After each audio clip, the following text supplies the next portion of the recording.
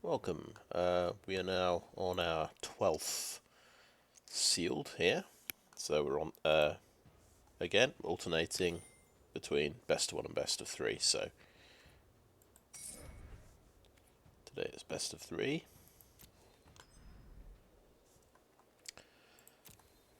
We went 2 and 3 in the best of one, which is alright. Had quite a good red-blue deck, which went, well, that went 2 and 2. Then I fancied switching to a white-blue Flyers deck, and that lost the last game. But I thought, yeah, it seemed worth a try.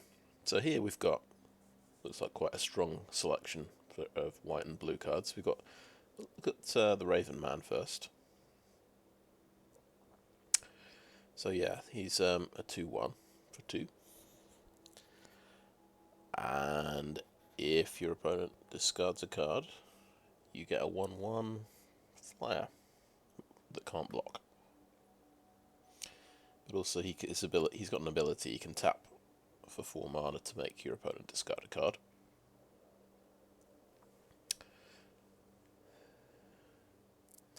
So I guess there's a window of time when this guy's going to be quite useful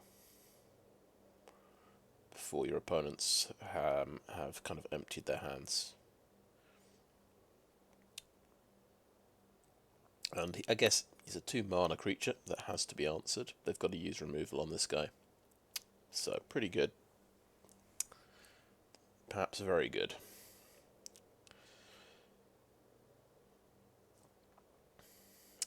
But yeah, the birds can't block, so it's not really an answer to flyers. But the card doesn't have to do everything. Alright, let's look at the blue card. Silver Scrutiny, I have seen before. This is a card draw card. It's an X card draw card as well. You can draw, as long as you don't draw more than 3, it's an instant, so it's quite appealing, really, drawing 3 marked cards at the end of your opponent's turn for 5 mana. It's what's probably most often what you want to do, but sometimes you'll have to do a 2-point version or even a 1-point version if you're desperate for a land. The Phasing of Zhalfir. This is very interesting, isn't it? This one. It says destroy all creatures on step 3. That's kind of the let's not bury the the lead here. It's a destroy all creatures, and for each creature destroyed, its controller creates a 2/2 black Phyrexian creature token. So yeah, it's a pretty handy card for taking out big creatures, I suppose, and evasion creatures.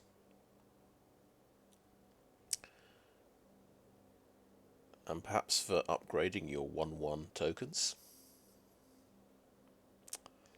such as Raven tokens, perhaps bird tokens. Now, but step 1 and step 2, another target non-land permanent phases out. It can't phase in for as long as you control the phasing of Zhalfir. So if you've got plenty of life points, you're not under too much pressure, you can use this to keep a couple of your dudes safe, or one of your dudes safe, if you want to read ahead.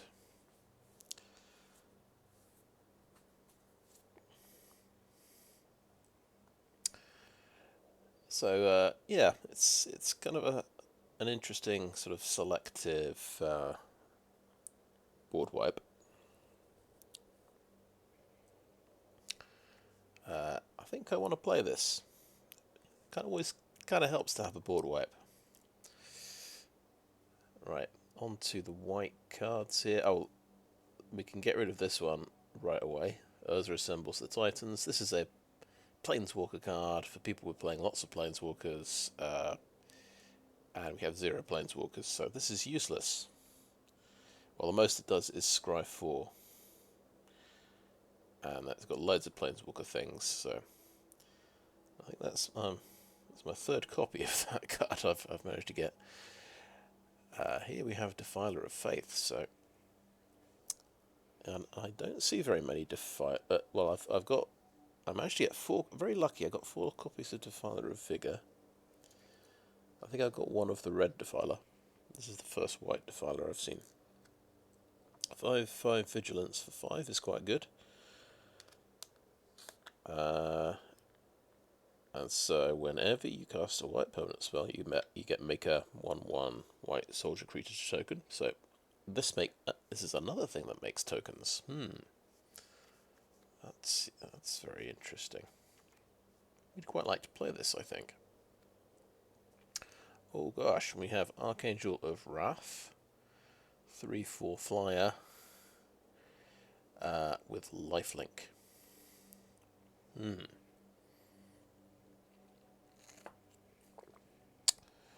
With kickers as well, black and red.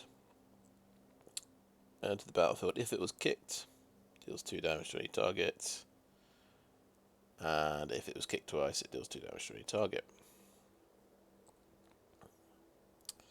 You need black and red. So we'll see if we can arrange that, having splashing for those colours. But this seems extremely good. You could get a 3-for-1 basically. You could take out two of those 2/2 flyers I keep talking about with this card. It would cost 6 mana, but yeah, so 5 of these cards are very good.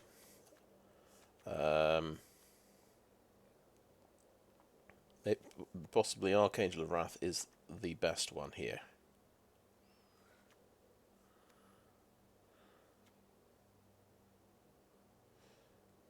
I really like Phasing of Zhalfir. There's got to be a way to use it. Right. Continue. We'll have a bit of a sort here. I always go to artifacts first, so what I'm looking for is mana fixing, so Salvaged Manaworker is good mana fixing. We're looking for evasion creatures, removal cards, and card advantage as well. And there's a few other kind of edge case categories as well, I would say, like efficiency of the stat line, and sometimes you're getting a discount on the spell that's conditional, like the Tolarian Sea Serpent, which definitely might be good or it might not be good. So a few edge cases like that. So what we've got here, a couple of defenders. This is the defender that gives you card advantage. It's worth having a look to see how many defenders we have in the deck. I've also got to switch off that. Okay. Drawbridge, Coral Colony, Gibbering, Barricade, Fliferous, Vine Wall. The Vine Wall's just my favourite one because it gives you a land. Drawbridge is quite good because it taps things down, but I guess it's expensive. It gets better later on when you've got your mana is freed up.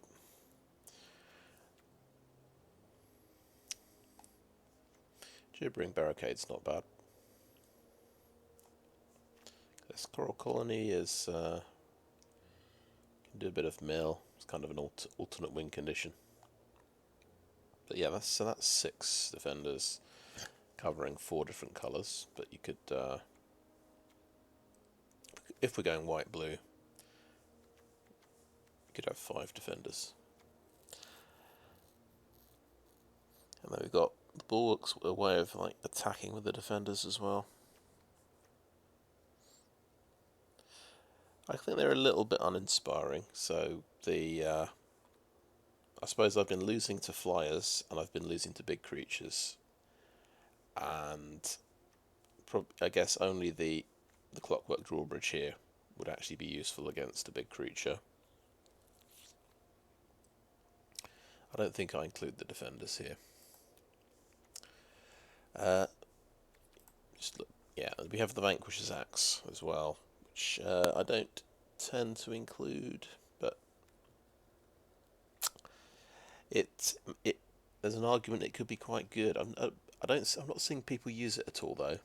It's just it gives you trade up potential against big creatures, big creatures are a bit of a problem. So, looking at the white cards here, I might just include the drawbridge. That's just a bit of extra removal. Take up the shield's pretty good. It's nice to see two of those. But we skip it for now. Cavalier gives you soldier tokens, so that's good. And we've got Citizens Arrest, so that's removal. Join forces, so another combat trick, giving you a couple of +2/+2 boosts. I saw one person use this against me.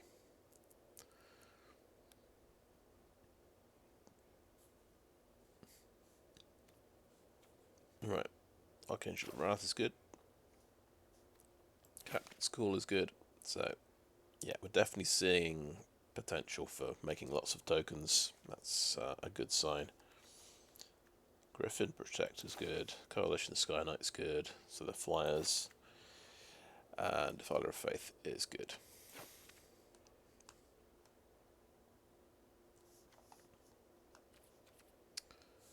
So, but you can see white is a bit weak on early drops. It'd be good to find a colour to pair with white that would cover that area. We could play these two drops, I suppose, in a pinch.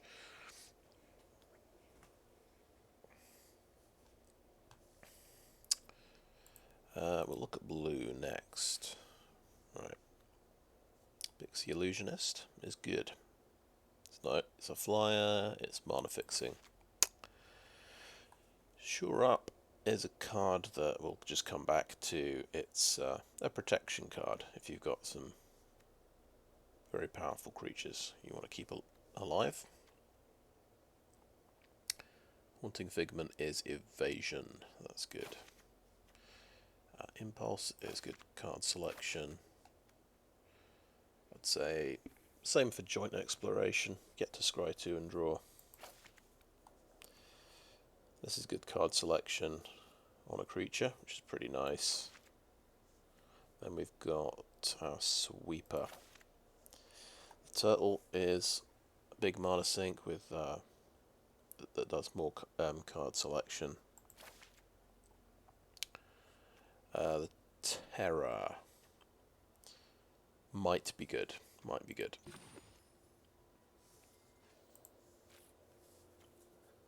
But a lot of people do use this, but I tend to skip it. Sometimes I leave it out of the deck.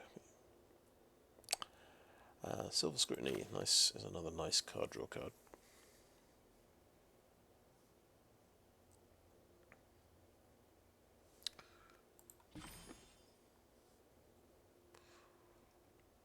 Right. Gives us some 2-drops in blue, so 2 impulses, a couple of early creatures, joint exploration. So that's pretty good. That's quite a lot of fixing. Potentially a ramp card, but if we happen to be playing green. Right, on to black. Yep. Creature removal. Got Bone Splinters and Reanimation, or rather kind of a Raise Dead spell. You can get 2 things back for 3 mana, so this is a good deal. This is very decent. Okay, Pilfer.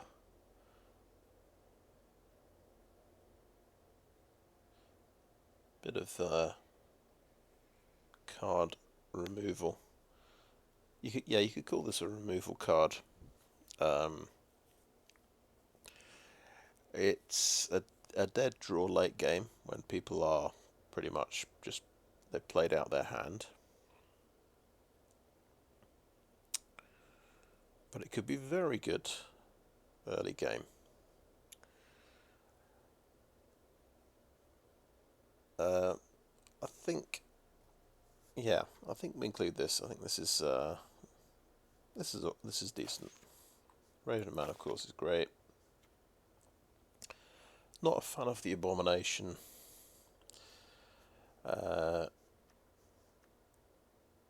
It's if you've got a lot of early creatures, and you need this starts to get good when you've got a very consistent rollout of creatures. This could be, but as a one-off, it's not very interesting, I think. There's another removal card, Tribute to Urborg. That's good. Yeah, I don't like the aggressive sabotage that much.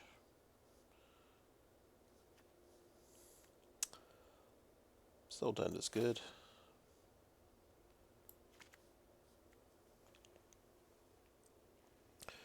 Barricade is alright, I suppose. Rage is good. Just get to draw a card. That's card advantage. The Monstrous War Leech.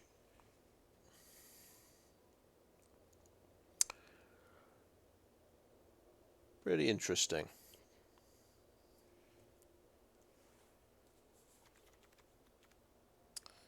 So, it's a case of what can we dump in our graveyard.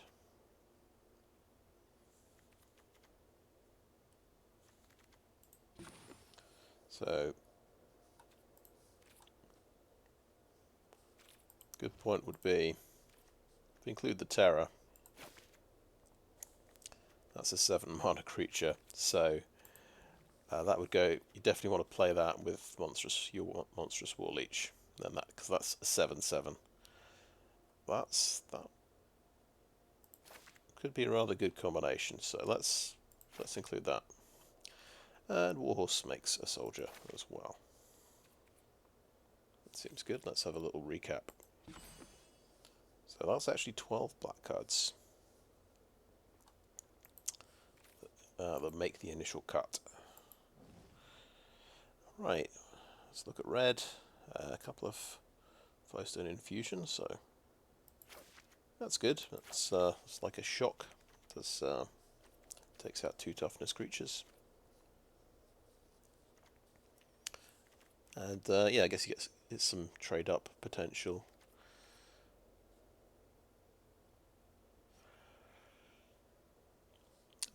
Branch Rider.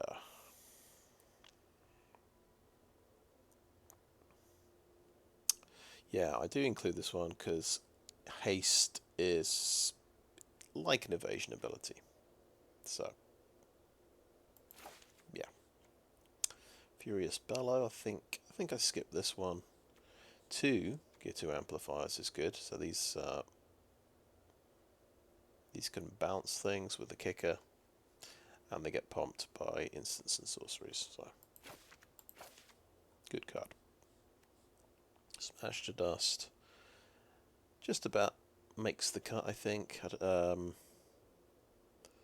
Yeah.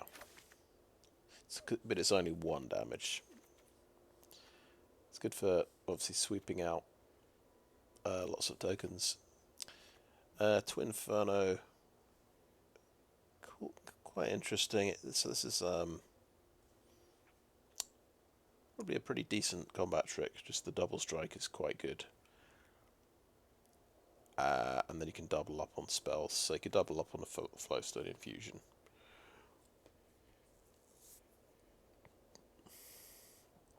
So this is all right, I think. Steel Crusher. I think we skip it. But this one's got trample, so that's evasion. Dragon Mob's got flying. Enthrall to the Pit is good. If you can get up to 7 mana, it just does everything. It does the sacrifice you want on the creature, and good combo with Hurler Cyclops. This will sacrifice a creature for 1 mana. Same goes for the Warhorse. You might, in your black-red deck, you'd play the Warhorse, the Cyclops, and Enthrall to the Pit. So you can, for 5 mana, you can steal a creature and then sacrifice it, which is always a good wheeze. We've got the Firenado, 5 damage removal for 5 mana. Maria's Outrider, which is always pretty solid. 4/4 reach, effectively a removal spell for one of their flyers.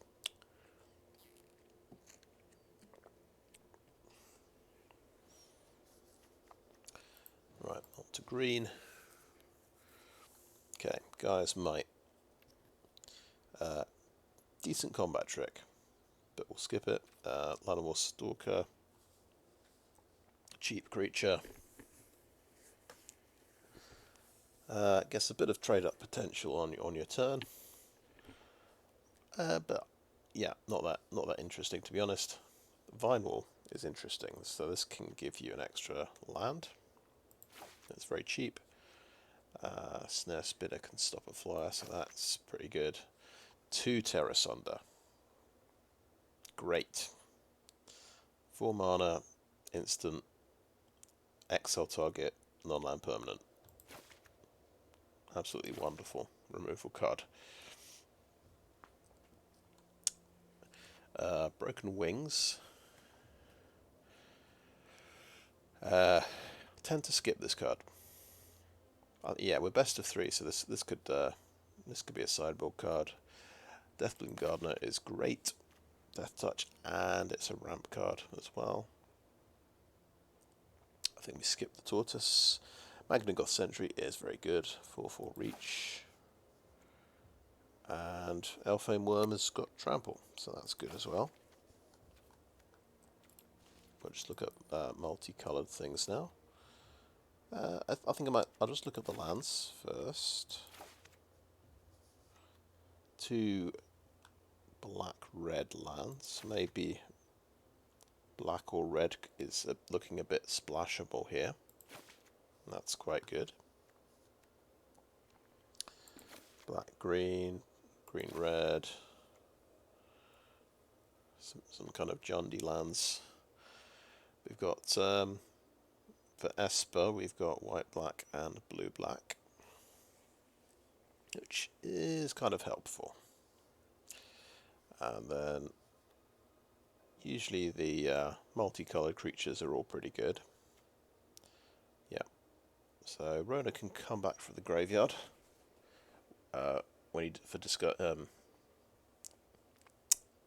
if you discard 2 cards, which seems pretty good.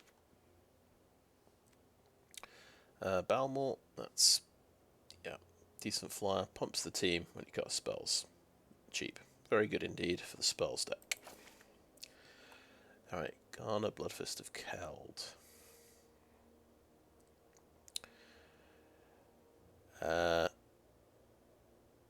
So it gives you a good death trigger for your entire team. It's good. And Tori pumps the team. That would be good with a lot of tokens, I would say. And then we've got Nael, Aeronaut. I've played this the last couple of games. This has last couple of events.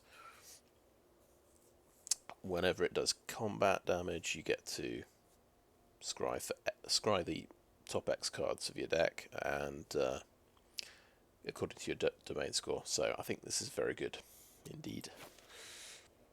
Okay, we'll have a little recap. So interesting. Only 8 green cards make the cut.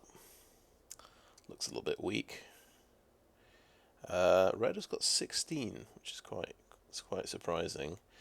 And remember, we've got some good white rares and blue rares and the Raven Man. But they look like some good. Yeah, there were some good blue-black kind of synergies. And actually red-black synergies as well.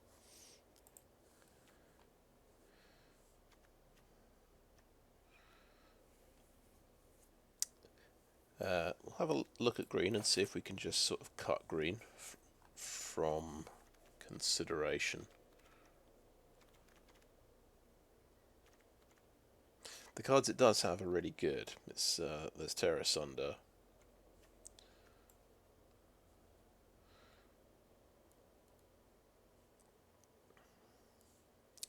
But you've got to, I suppose you've got to start somewhere and cut something.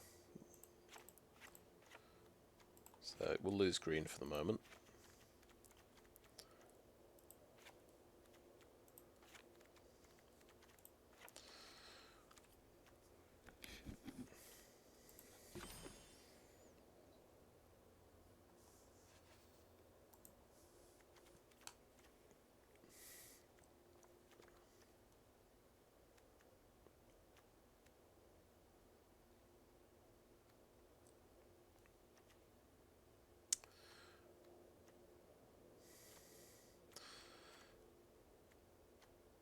So yeah, there's probably a decent red-white tokens deck here.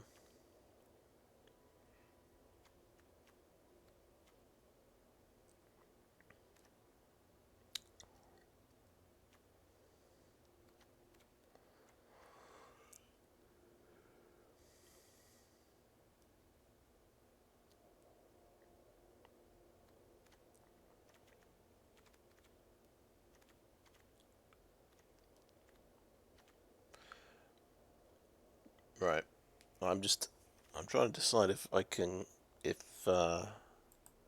maybe I cut blue next.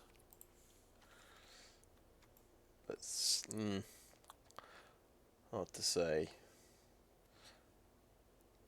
I think I will call that end of part 1, and I'll have I just need to cogitate here, and there's probably 2 or 3 decks here. I just have to figure out what I want to play and what's going to work. Right, thanks for watching so far anyway. I'll be back in a second. Welcome back. So I've come up with an Esper deck. So mainly white with splashing blue and black. So we've got 8 white sources, 6 blue, and 5 black. It's just all the tap lands are black, which is interesting. I think we're trying to play the Phasing of Zhalfir with this deck. We're building around this card. It's so phase 3 really. Destroy all creatures. For each creature destroyed, its controller creates a 2/2 black Phyrexian creature token. So my theory is we play tokens. I play all my token makers. So I've got the Warhorse, Captain's Call. Actually, Defiler of Faith makes tokens, and the 2 Cavaliers. Play all the tokens, and then we can potentially upgrade them to 2/2 creatures, which could be pretty good, I think. And if you're playing tokens, I decided that means I can play Bone Splinters. That makes more sense. I might have a creature to sacrifice. So that's some of my reasoning. for a while I was going with the monstrous war leeches. I thought this is going to be my these are going to be my big creatures. I'll discard the Tolarian Terror, and these will be 7/7 for 4. But I kind of realised, well, I had to drop something when I realised that I had to do the token plan made a lot of sense. I had to drop something, and I think this card's kind of inconsistent, and you get into self-mill as well potentially to try and make it work, and then you either deck yourself out if you're running a tight 40 cards. It can get self-mill can get you into trouble, so then you end up putting more and more cards in the deck, so 50 or 60, and I've done this with my self-mill sealed decks, which I had a couple in the past, or draft decks, so it just makes the deck less consistent. I don't really want to do that, so because I want to try and actually draw the Phasing of Zhalfir and use it. Like, it seems like really interesting card, so we're giving up on the monstrous war leech plan, but we have some other big creatures. We've got Defiler of Faith, Tolarian Terror, both 5/5, and you can pump up a Warhorse as well. And yeah, we've got Archangel of Wrath in the air as well, which should also be quite fun. I decided I started off with white and black paired up together, because black's kind of good. I like Phyrexian Rager. It draws you a card. It's quite nice. You've got Eerie Soultender doing some self-mill as well. The kind of self-mill plan kind of comes together. You've got Pilfer that goes with your Raven Man. So it's all right, the black side here, but I just thought, if I play white black, I can't really play a double blue spell like Phasing of Zhalfir. So we have that forces us to play white blue, and also we can play Silver Scrutiny as well. So we've got more card draw and more card selection here. Got a couple of impulses. We've got Sea Scavenger can scry the top of your deck as an end to the board. Pixie Illusionist can sort of fix your lands a little bit. So this kind of, hopefully, blue just helps me set myself up, draw the right cards to cast my interesting spells. That's my theory. We'll see how it works out. I don't know if it's the best deck, but certainly I want to play my I kind of want to play my rares, and that's what I've lent into here. I don't know if it's the best plan. In fact, I'm not very confident in this deck. This could definitely be a 0/3, but or a 0/2, because we're actually playing traditional sealed with best of 3. So we'll just get into it, and we'll be able to do some sideboarding. So if we want to bring in the war leeches, that could be a plan.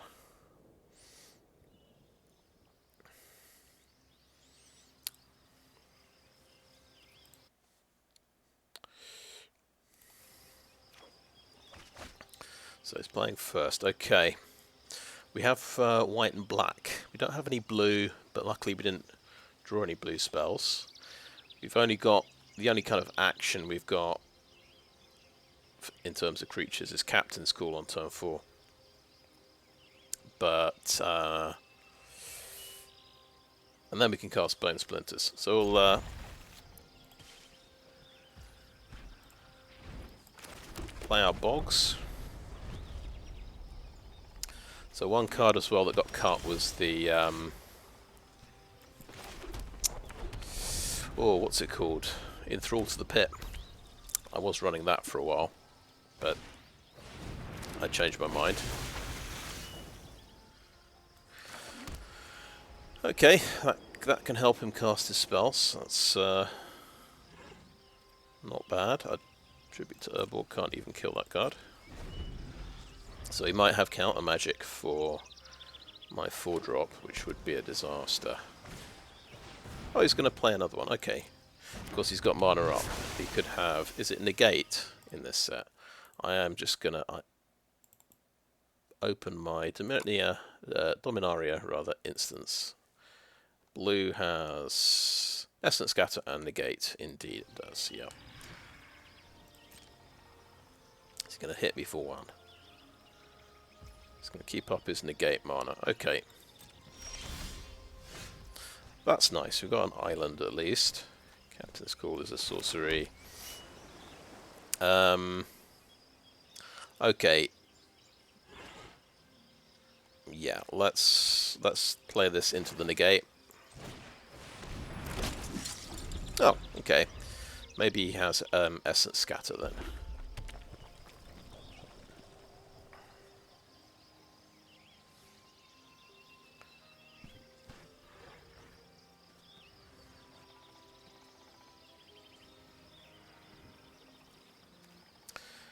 We can cast Tribute to Urborg with Kicker, so that will take it to -3/-3, I guess.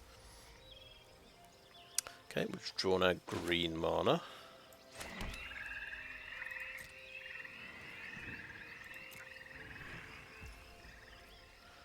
Not much happening.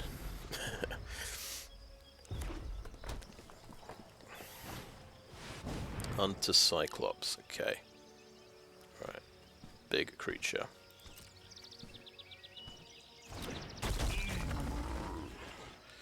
Instants or sorceries or kick spells. Doesn't say anything about abilities, so I don't think he can... Oh wait, he can cast Negate, of course, to protect his Cyclops. And it only has 4 toughness as well, I note with interest. Right, my turn.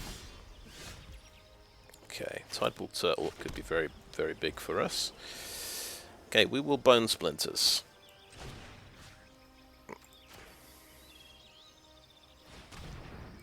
So here's our token plan coming into play. And we'll Tidepool Turtle. We'll see if he's got the Essence Scatter. Maybe not. Now it's kicked Tribute to Urborg. Just let's keep a count. It's going to be -4/-4. Hammer Hand.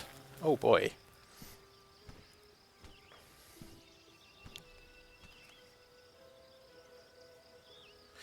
That was the last thing I expected. Oh, enthralled to the pit. Oh, my turtle. Okay, no blocks. I'll take some damage then. 5. He did not manage to sacrifice the turtle. We disrupted his combo. Yeah, he's not playing black. I think I can play my lands out. Don't think I've got any sort of discard thingies. I want to keep my turtle back as a blocker, to be honest, and I'll swing in with my dudes.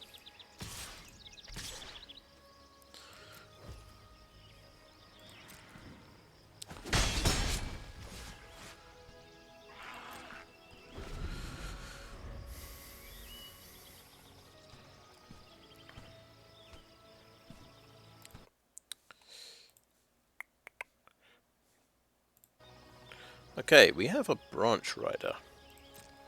He's only 1/1.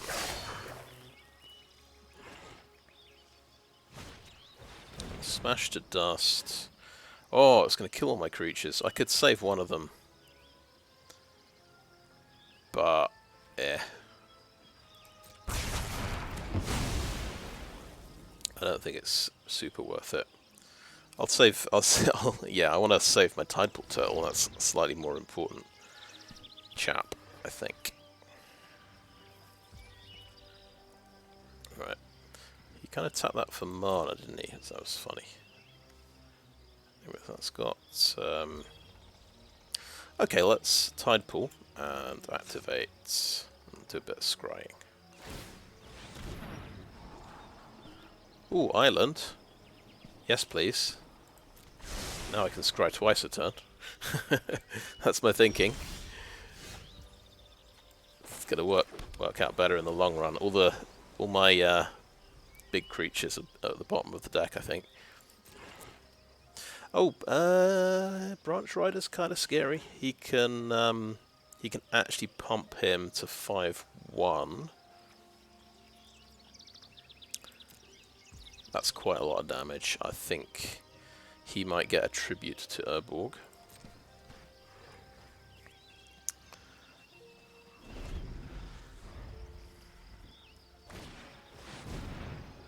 Okay, Tolarian Terror's pretty serious. We'll see if he's got a negate.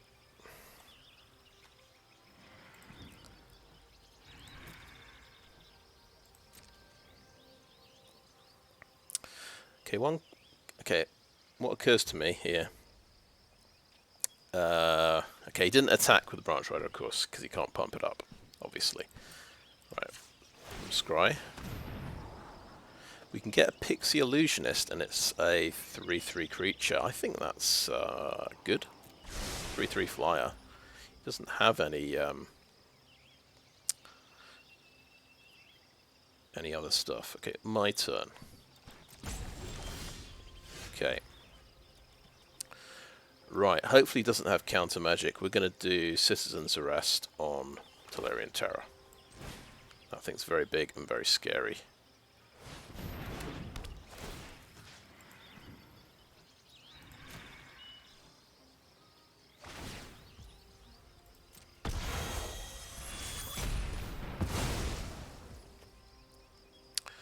And we'll do next. And no attacks. And end the turn.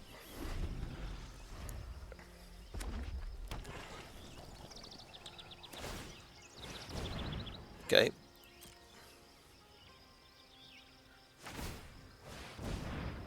Pumped up.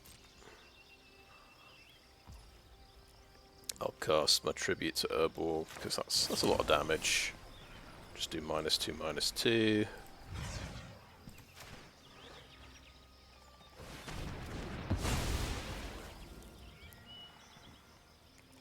That's me pretty much out of removal. Right, Illusionist with Kicker.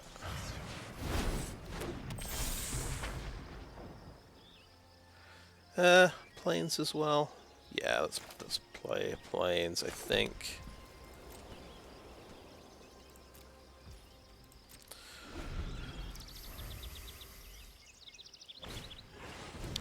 Very interesting Joyra. Can help him get out a really big artifact.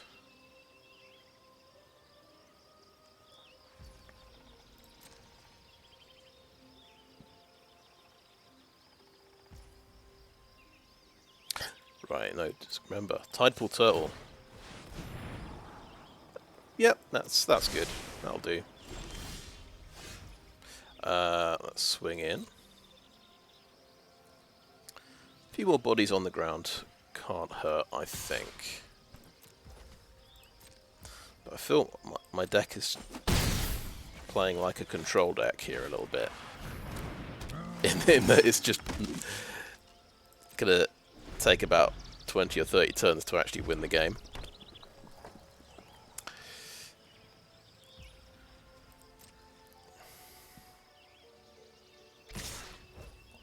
Okay. Right, what's dangerous here? Joyras.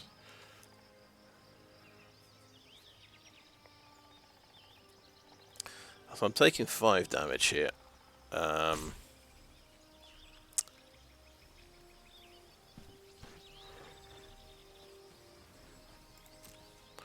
So my Tidepool Turtle will take on Joyra, and the Cavalier and Token will take on the Tide Turner, I think, if it lets me. Okay, yeah, it was just lagging really badly. Okay, there we go. 3 blockers.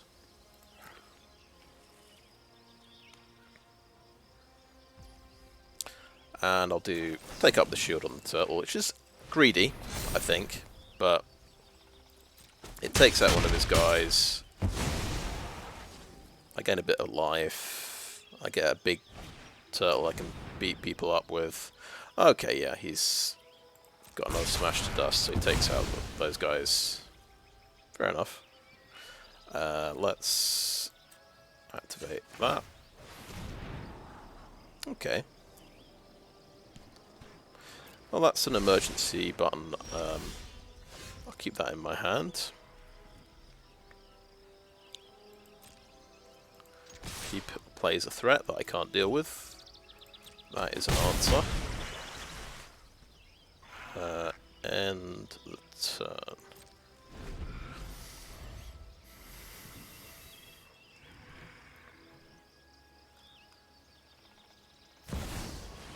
What is that? Okay.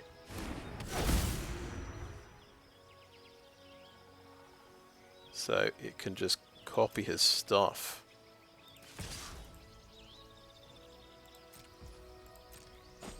2 damage gets through. Island on the bottom. Yeah, it would let me scry 3 times a turn, but planes on the bottom, please. I feel like 2 scries a turn should be enough, right?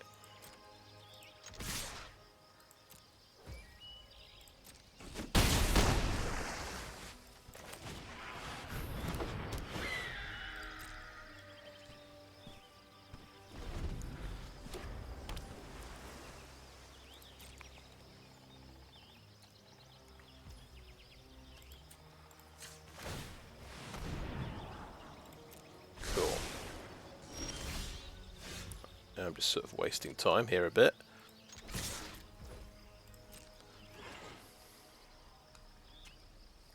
We'll just check our time. Okay, 20 minutes. It took about 10 minutes to win that game. Okay, he does have a big creature. He's got his own Tolarian Terror.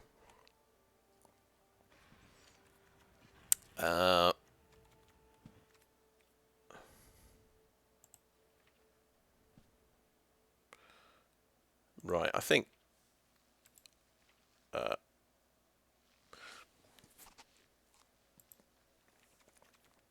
I'm okay. I think I'll click done.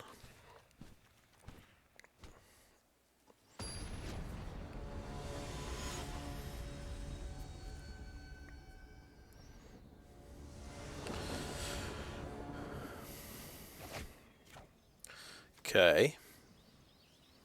Good news, we've got blue and two lands, so we can impulse and find the next land. We can pixie and make a plains, except we've got 2 double white cards. That's obviously not very good, but let's keep 7.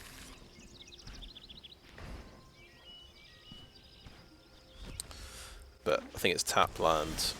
Okay, we've got another tap land. That's 2 games in a row. We've got all our geothermal bogs in record time.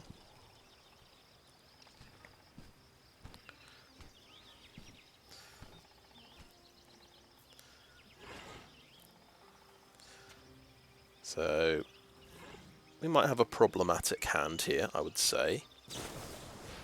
He's impulsing. Okay, cool.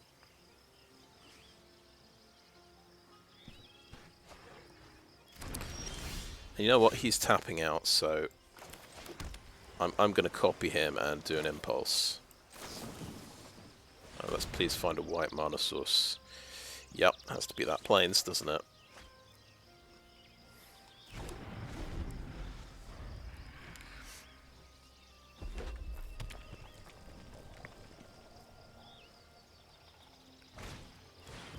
Golden Strike Team, 3 damage to the dome. Well, he found something pretty aggressive there.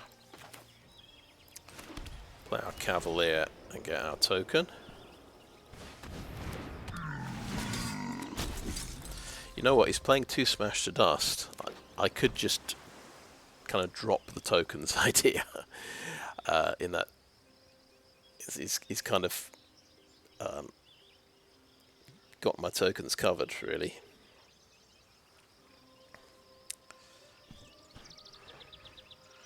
Warhorse, you need to kick it to get the creature.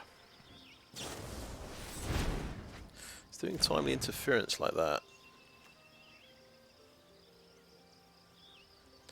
Maybe to... Well, he's already played a land. Okay. Wait a minute. Oh, this creature must block if able, so I just block the Branch Rider?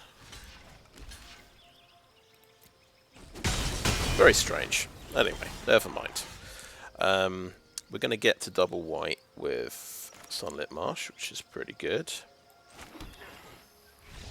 Yeah.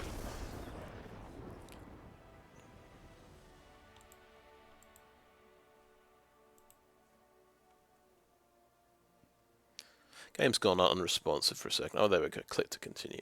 Okay.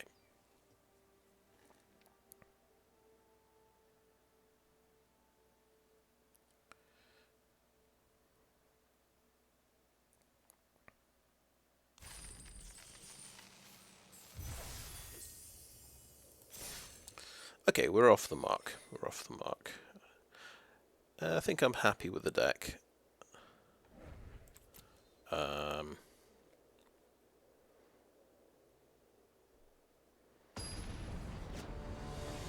But it might not have been the most challenging test for the deck. Play first. Okay, we've got a Illusionist into Impulse. I think that's a good draw.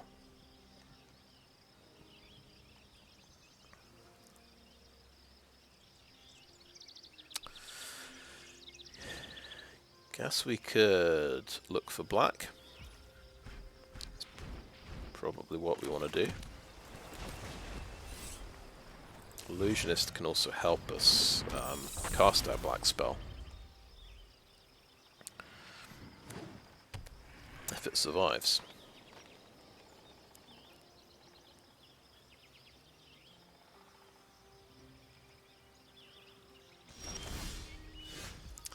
Okey-doke, white mana.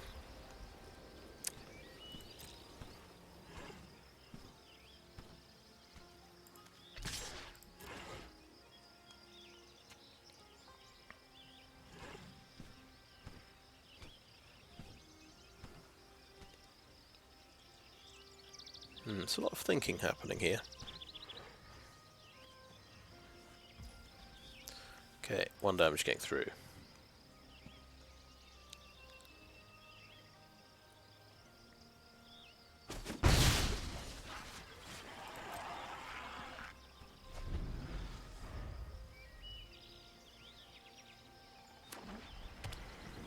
So double blue, double white, or a black mana would be good.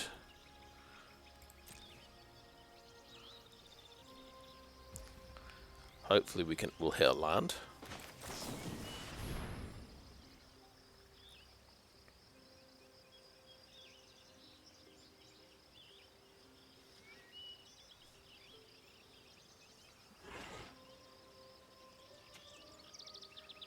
I hope I don't take this long. I know I kind of go into the tank and think quite a lot sometimes.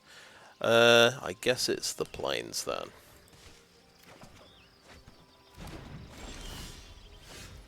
Hey, we drew a Citizen's Arrest as well. I've got something we could potentially cast. We could Silver Scrutiny for 1.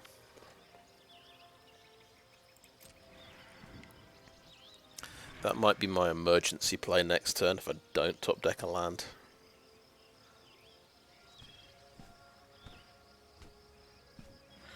Get one card closer to the land. Okay, in we go. Boom. And end the turn.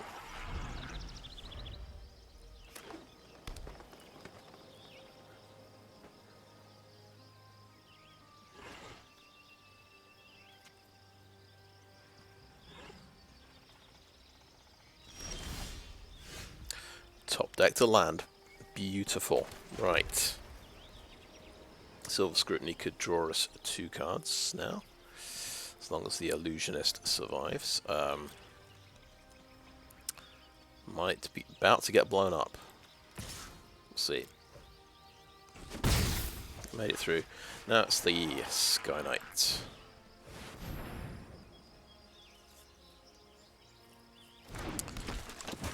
So, slow start from my opponent so far, in more ways than one. But I'm not that far ahead on time. Ah, he's got a 1/1 flyer to block with. That's how you stop an illusionist. Very good. We're top decking land. So this is not bad at all. I can't do anything, so I could Silver Scrutiny for 2. It seems like kind of a good thing to do with my mana at the end of his turn. So I won't enlist, I'll just attack. Even knowing that, you know, I could get more cards. But obviously I'm planning to do Defiler of Faith next turn.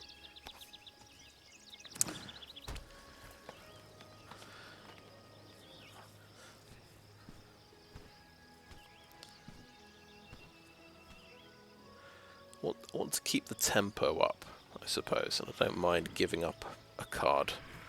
For basically, it's 4. I'm giving up a card for 4 extra mana. I think that's the reasoning here.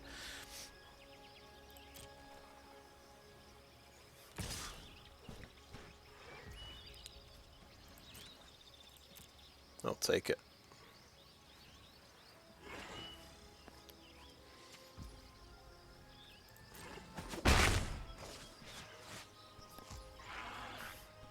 Right, Illusionist, do your thing. Turn it into an island. I don't think I've used this ability yet, come to think of it. Alright, Silver Scrutiny for 2, please.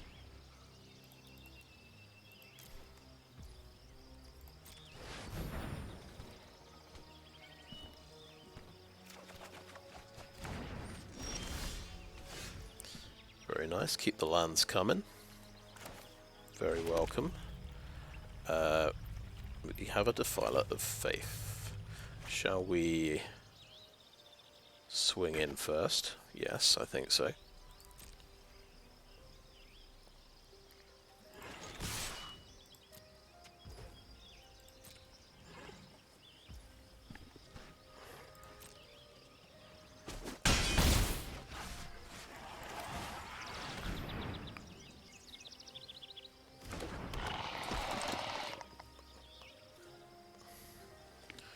Because, of course, this guy makes tokens as well.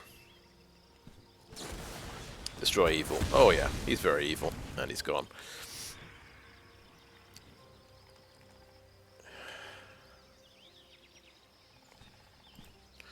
Tribute to Urborg count. The kicked version does -4/-4.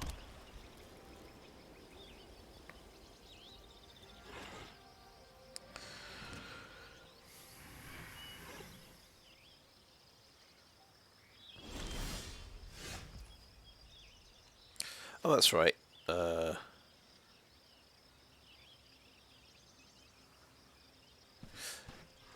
Okay, we'll fly in with enlist. Actually, Griffin Protector is the one that gets pumped when you cast creatures. So this one will enlist.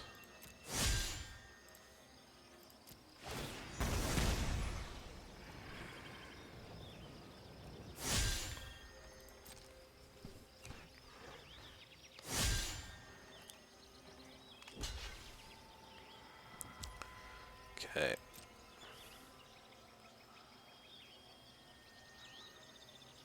Giant growth on the bird. Okay, it's going to take up the shield, so we'll tribute to Urborg it in response.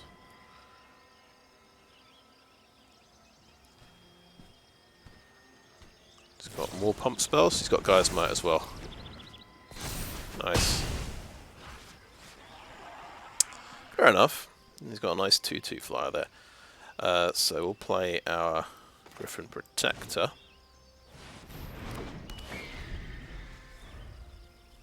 So that's what he had in his hand. A couple of combat tricks.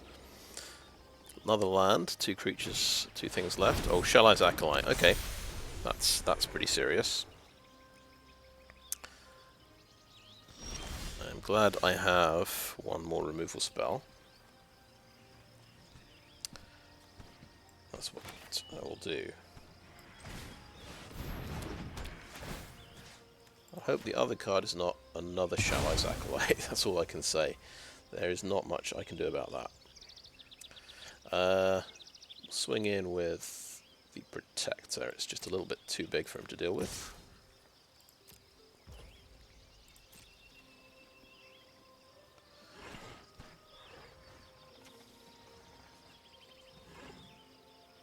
See, I was saying he was being a bit slow, but I'm behind on time. Now we've got a plan without Archangel. Okay, next to damage there. And end turn. The Illusionist could make something a mountain. Could do the. Oh yeah, that's another target. This is going to be a really fantastic Archangel of Wrath. He's got nothing left in hand as well.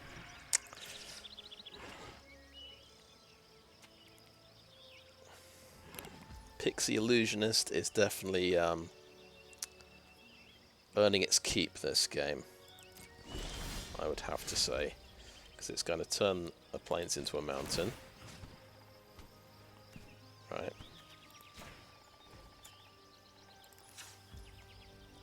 Have I calculated this correctly? I believe I have. I can pay 6 mana, do both the kickers. Red kicker and black kicker. Pop 2 cheap flyers out of the sky.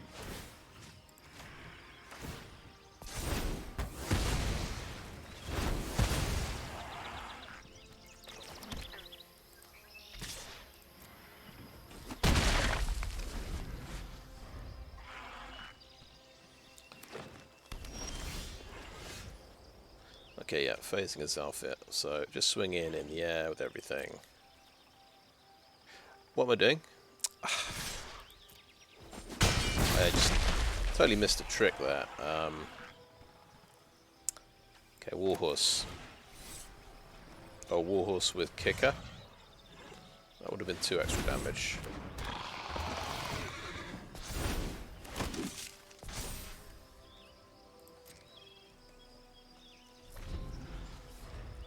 Just remember, I have a Griffin Protector who likes me playing creatures first. Has he drawn a sweeper spell?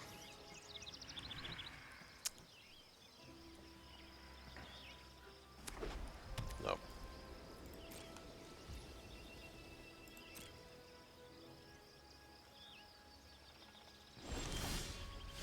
So I can reveal I've got Captain's Call.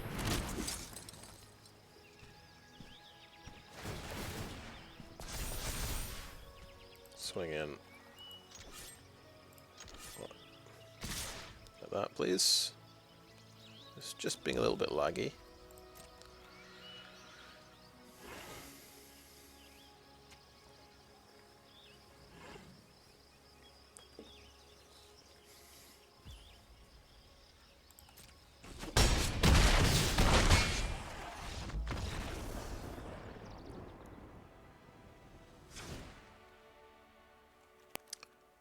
Yes, that is game 1. So he's got combat tricks. He's got the big flyer. But any more? I think I put all the removal cards in. I would say Clockwork Drawbridge is not bad against the big flyers and things. In a pinch, what would we drop for that though?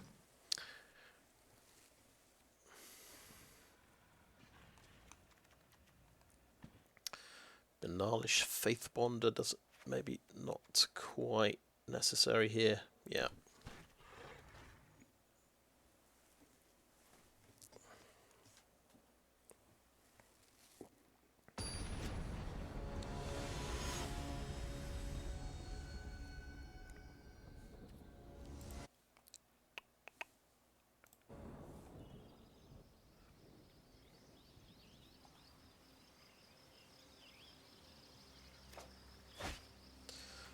It's blue and white. We've got the Illusionist again.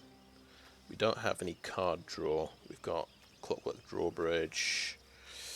So the Illusionist will let us cast Bone Splinters in a pinch. So I say it's a keep. Let's just try and draw some lands.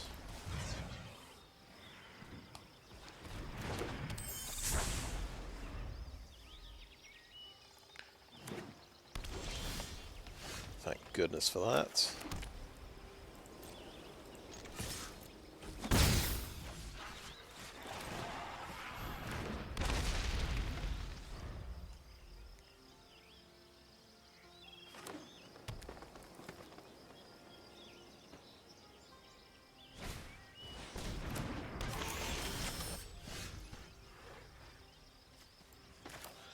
Another land, very nice indeed. So he's got his mana fixing.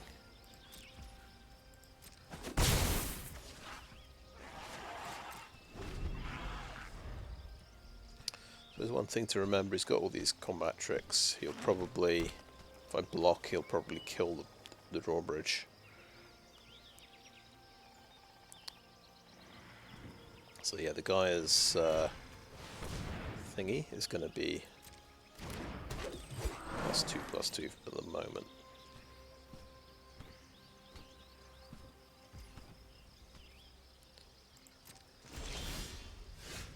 Okay. I think a 2-point Silver Scrutiny is pretty good here.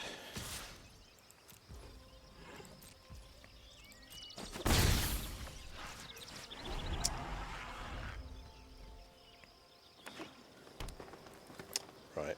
I suppose he's got his mana fixing, so it's not such a problem for him. He's just got forests. He's got 5 mana now. He's got a bit of ramp going. Potentially, you could cast a 3/4 Shall I? Oh, Shield Wall Sentinel. So he's got a bit of the defender action going.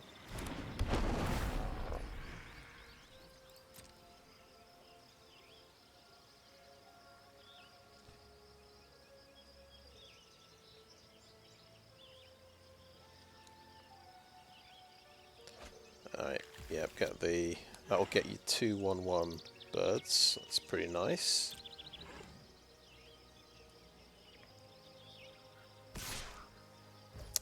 Yeah, I was thinking you can definitely get away with a Death Toucher coming in.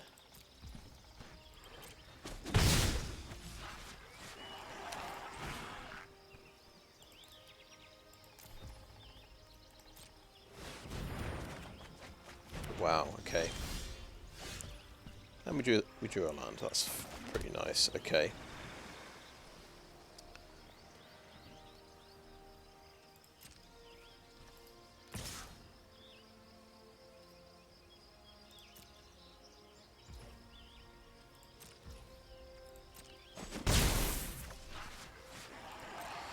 I'm totally cool using Take Up the Shield to knock out his Deathbloom Gardener if he decides to swing in again. Oh, Snare Spinner, that's going to block my little flyer.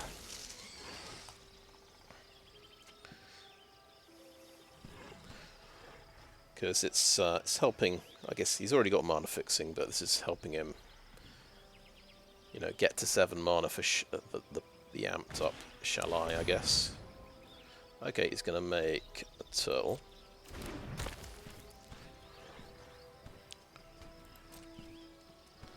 And he can kill my Illusionist. Okay, my turn. Okay, that's that hand is alright. That's a lot of small creatures that are gonna gradually overwhelm me, but no attacks in the turn.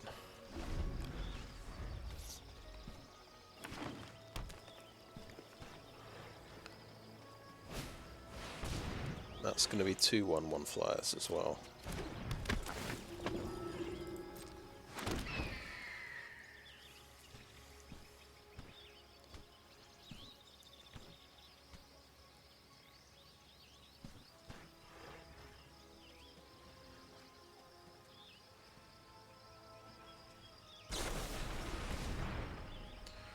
Okay, bite down. Do I save my Clockwork Drawbridge? I think it's a pretty tasty situation for him.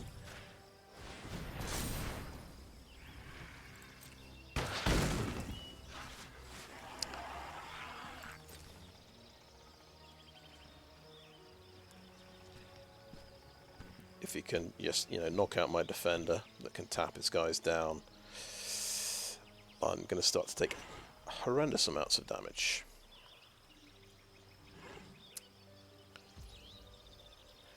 Okay, nothing else happening. Fair enough, I will impulse in that case.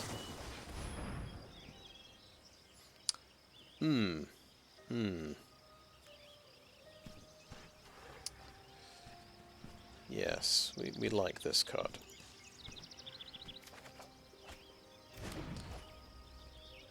Over to my turn, I think. But, we're a little bit greedy. We want the mana fixing for it as well. Oh, well, that's true. We do have that.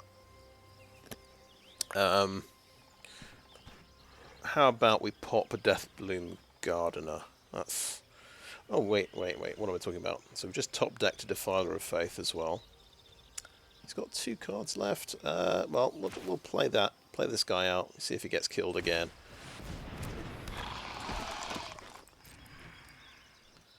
No attacks. Can play the Archangel of Wrath for 3 and 1 and 2 life next turn. Start building up our army of tokens. We got, Destroy Eviled again. Fair enough.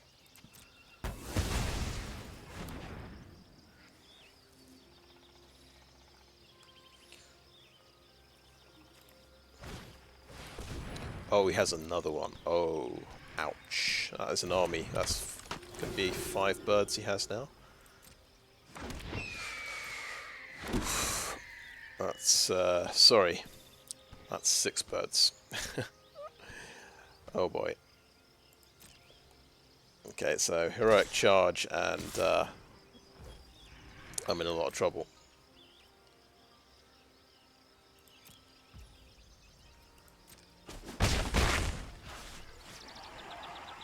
Right, my turn.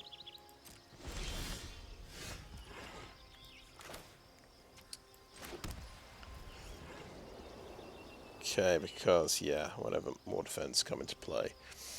Right. Do we start taking out birds, or the Deathbloom Gardener could be... It means, his Pumped Shalai is going to be further away for him. I will Illusionist. Let's make this the mountain.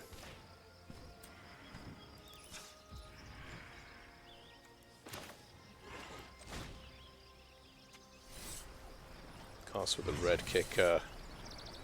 Can't do the black kicker, so we do this one.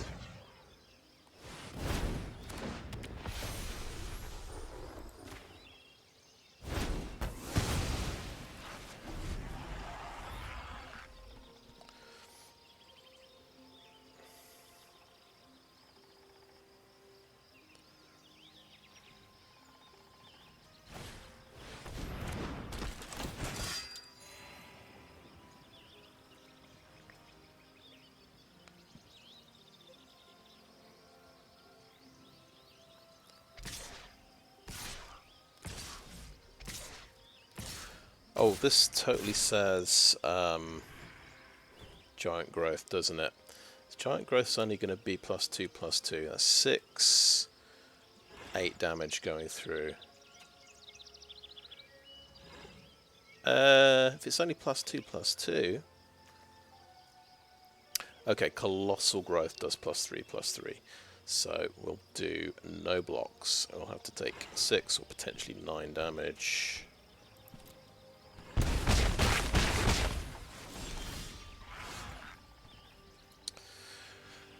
Okie doke, so We can have a Captain's Call or a Tolarian Terror. I think I like the Captain's Call just a tiny bit more.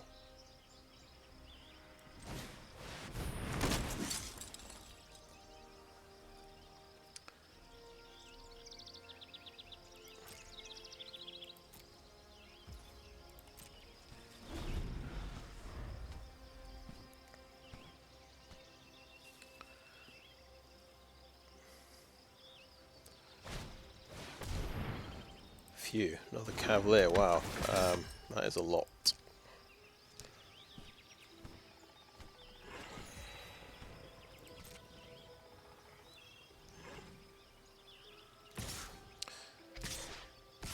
Do potentially sacrifice the Illusionist here.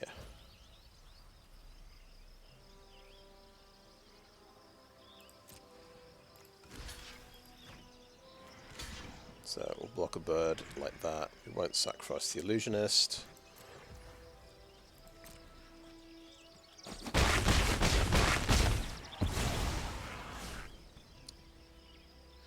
Okay, over to my turn.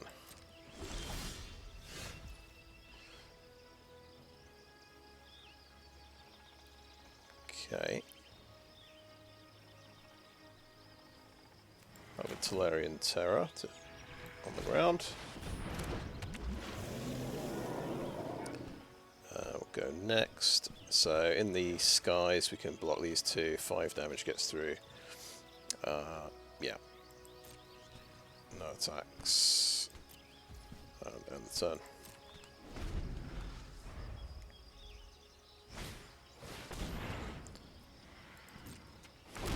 There's a lot of bodies he's got. There is definitely a just swing with everything thing potentially happening.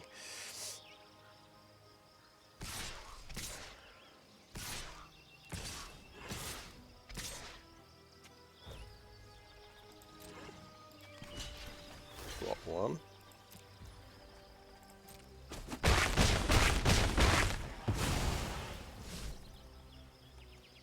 Okay, I'm going to impulse now. He might have... Okay, Phasing of Zhalfir is very interesting, but it ends up with him having a huge army.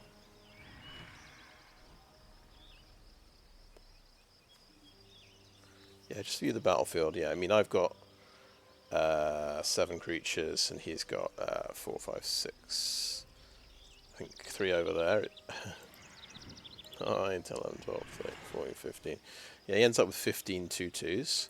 I suspect this is not the best Phasing of Zhalfir we could possibly have. I think another flyer might be a good idea. So, unfortunately, that is now at the bottom of the deck. But okay, my turn. Okay, Geothermal Bog.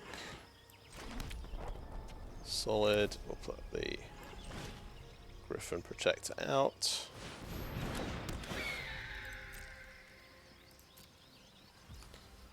And end turn.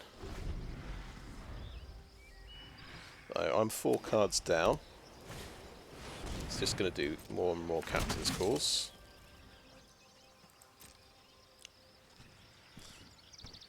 This is the weenie deck from hell. This is so terrifying. How am I going to get through all of this if I don't? Yeah. My only sweeper upgrades all his 1/1s to a 2/2. Okay, I guess my turn then.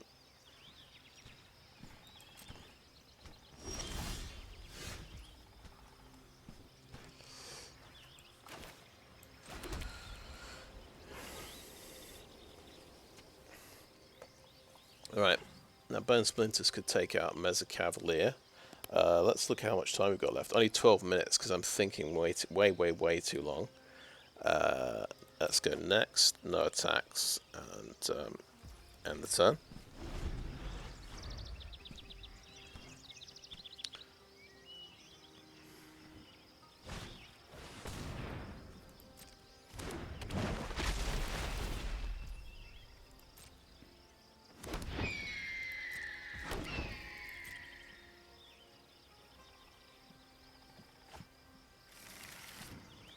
many turns do I have left to try and win?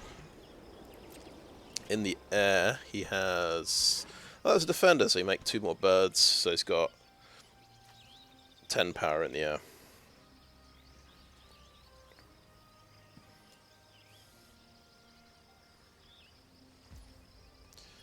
So my turn.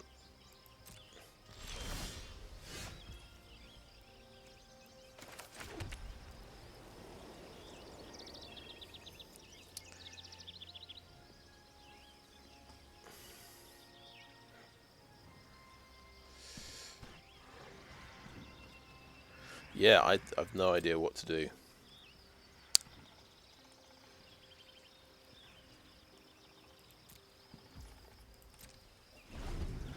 I'm not tooled to deal with this onslaught. I'm totally doing single target kind of things. Okay, pass to blockers. Oh yeah, he's got a snare spinner there. So Terra can go here. Gonna put you in front of there, you in front of there. Yeah, let's block one of you guys. Seriously, does he not have...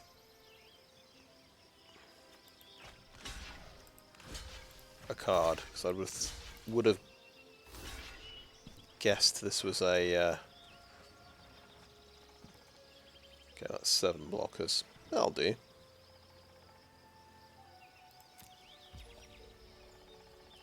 Okay. Pass the damage.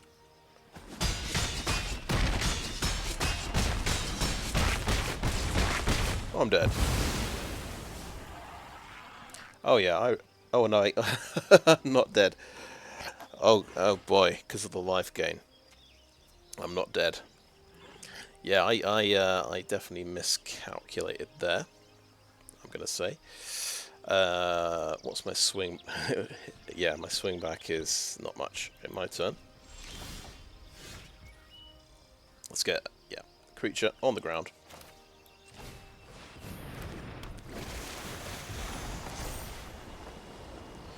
Okay, black and green. Might be good. I think probably just wins here, but we could Citizen's Arrest a bird. But, okay, I'm going to go next. No attacks and end the turn. I don't want to Citizen's Arrest a bird, really.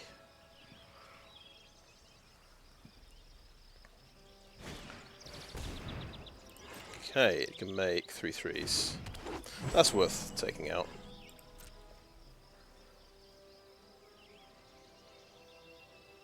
Citizen's Arrest, I think.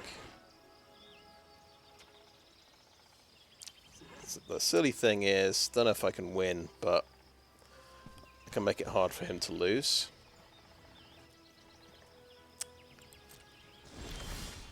So I've probably just lost this by default by just taking too much time.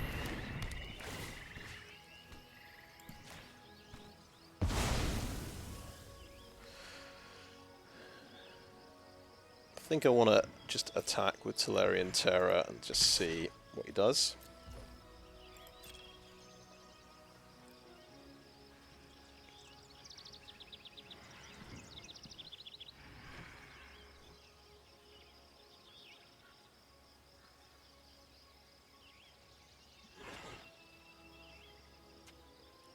Can chuck the wall in the way.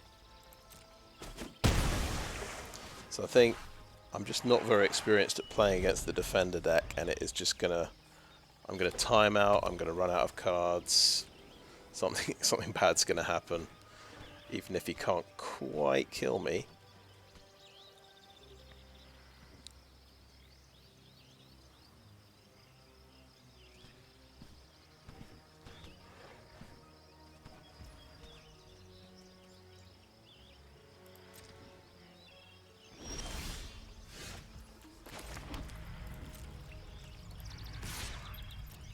We'll keep swinging with a Terror. He's got what, 8, 9, 10, 11 power on the board. He loses a fair chunk of power if he tries to kill it. So I'm operating under the assumption I can maybe still win this. I'm not going to concede and try and win game 3 because it looks like the same scenario is going to happen. I don't think he got lucky. I think this is what his deck does. That is going to take a card out of his deck. We have 14 turns left. He's got so many more dudes. He's almost got 14 dudes to block with. Okay, my turn. What's my out? What am I looking for? Tidepool Turtle is a pretty good one. Okay, right. We can like dig through and try and find an answer, and I'm not sure what the answer is. That's the problem.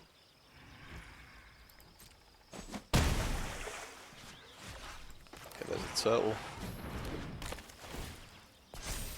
And then turn. Yeah, forgetting about what the Protector can do there. Oh boy, okay, that's a winner. Now he can just pump now, and I think win. Okay. I think this just wins. But let's see how much we can do. Block there.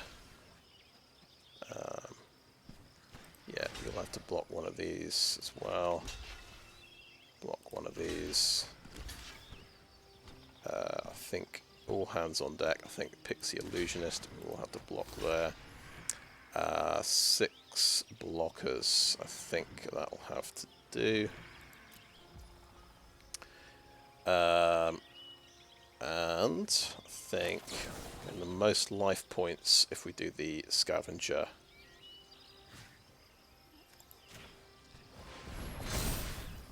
But then it's still 8 damage going through. I've got 6 minutes 52 to... Yeah, I'm so dead. -2, yeah. I'm dead by 2. Okay. Okay, right. How am I beating this deck? So, yeah. I don't have sweepers. I have Smash to Dust. I have... That's the one card. We're going to splash some more red. Let's have an Outrider. Let's find red lands. This is the only... Yeah, Wooded Ridgeline. Maybe for Haunted Mire. Yeah. More red in the deck. We took black and green out, so figure out what doesn't work too well here. This Clockwork Drawbridge good. Bone Splinters maybe not that good. It's just he does have a big flyer, but he may have swapped it out, that's the thing. But yeah, I think Phasing of Zhalfir is not working. Definitely not working here. Salvaged Manaworker, Tribute to Urborg. Okay, that's definitely working quite well. Okay, maybe drop a Bone Splinters. As good as it is, let's drop it. And let's say done. Very interesting deck. Defender deck, of all things. And it's pretty much crushed me. Keep 7. We just have to dig for the red card and get a quick win somehow. And yeah, obviously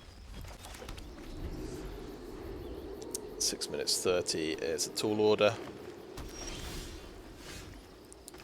Do that and do an impulse to try and find out white mana.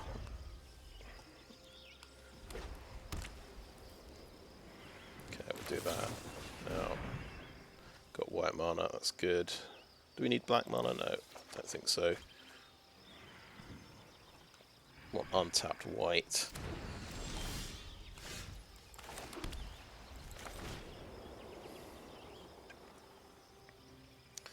Got to play super fast now.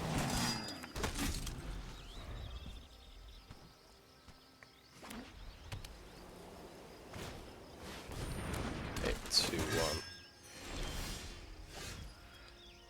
Yeah, play that. I am not playing super fast. Okay, that attack, like that.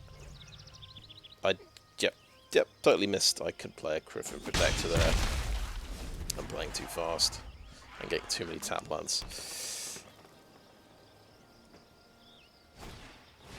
Okay, here we go. Here it comes.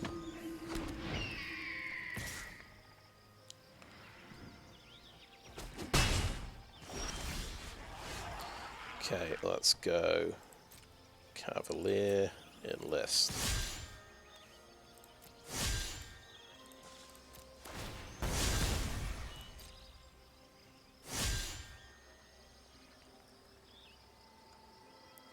He's got 10 more minutes than me. Okay, next to damage, right. Good. Griffin Protector. Bog. 5 minutes left.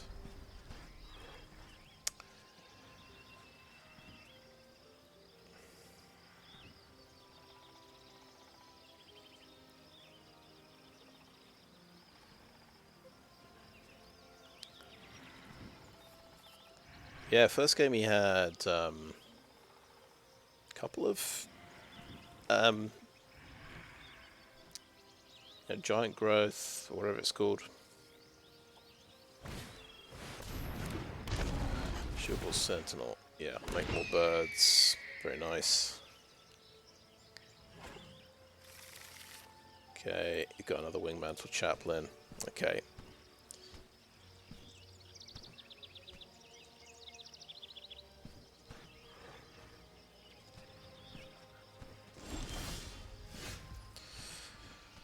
Right, swing in like so.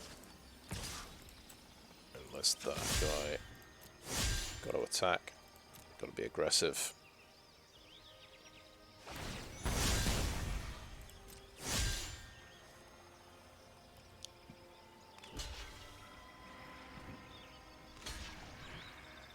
Okay.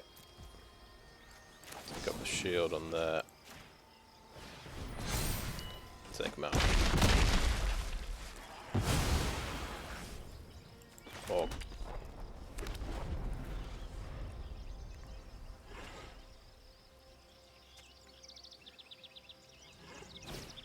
So this makes like 3, is it? Yeah. Okay.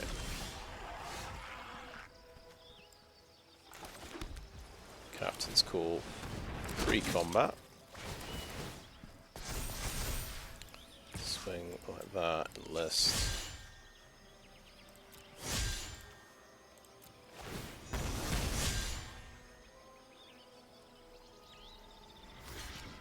So just lose one birdie. Okay. 4 minutes 30 left. He's on half life. Drew a lot of lands. Could not draw the second white land. At least if we do, we've got a couple of procs, as they call them. 5 damage. Okay. Deathbloom Gardener.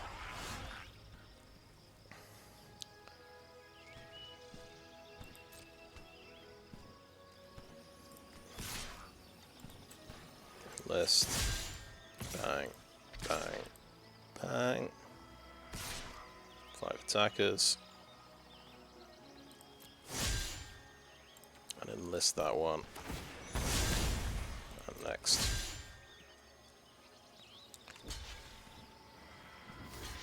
Yeah, you can block a couple of them. Well, take up the shield on here again. So we gain 5 more life. Making a big creature. Getting through for more damage. 358. Play an island. Could do a big silver sanctuary again as well.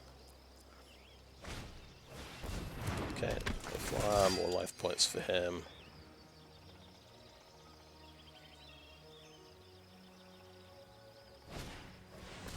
Manaworker.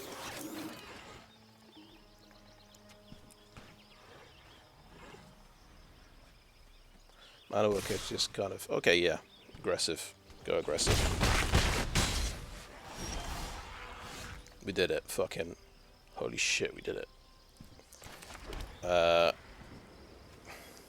Any target. We could do 4 damage. I think pop his Cavaliers. Or let's see. How much are we doing to his dome here?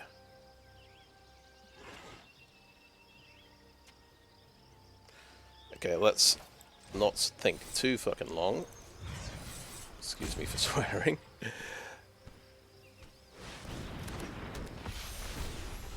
Two damage to Cavalier. 2 damage to the other Cavalier. 2 damage to the dome. 2 damage to the other Cavalier. I mean, that's got to be good card advantage, right?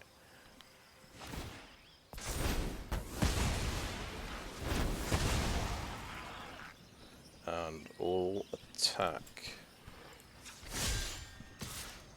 And I've got to do all but 1 because I've got to want to enlist, of course. Yeah.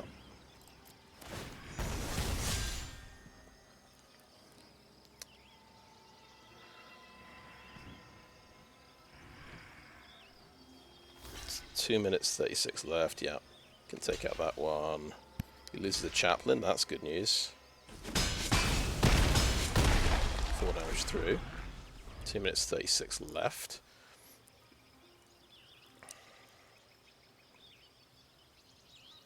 So just having the big creature on the ground can be is a bit of a problem for him. Never mind what's in the air.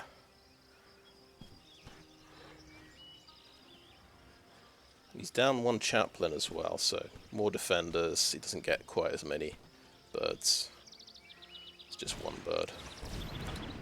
Okay, 3-2 on the ground.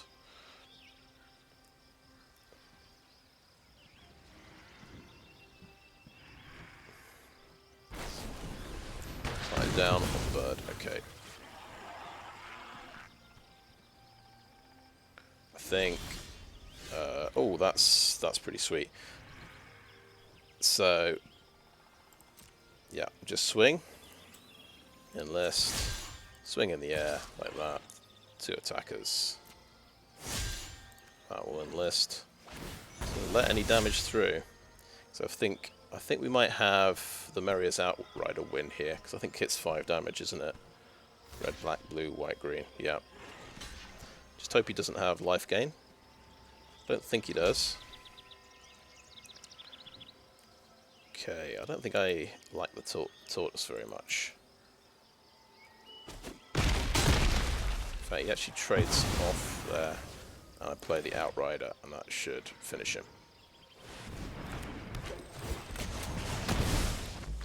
Ooh. Wow, only having... Yeah, I just got a very, very good draw there, I think. But even waiting on the second planes was fine. Yeah. Wow, I wasn't sure that deck would be beatable. I mean, I beat it in the first game, but I guess things fell in my favour. But yeah, when that gets going, wow. The defenders get out of control. I think that's when you have to concede instead of like spending another 10 minutes trying to find a way to beat them. Oh.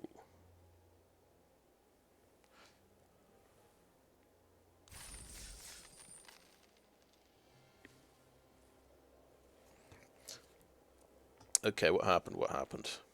I didn't get a loss there, it just bounced me back to this screen. That's okay.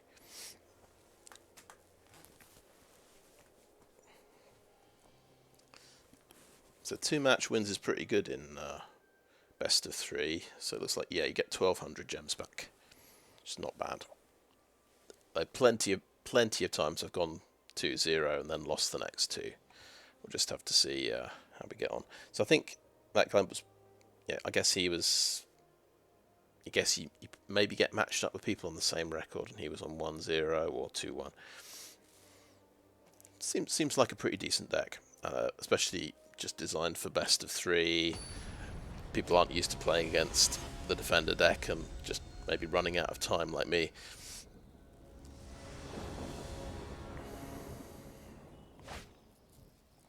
Okay, no white again. Other colours well represented.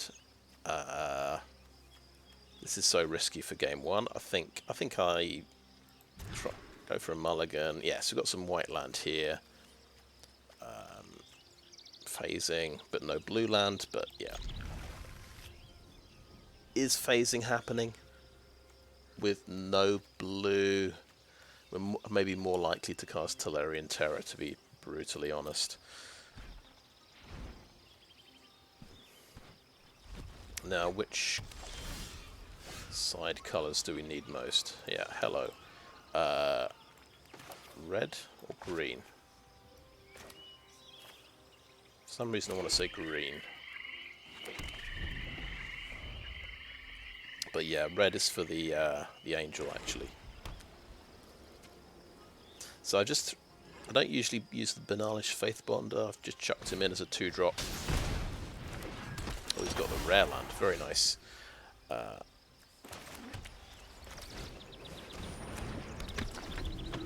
Oh, wow, okay. You can tap 2 untap creatures, draw a card. Well, that's some serious card advantage. Just needs, yeah, the token strategy to go with that.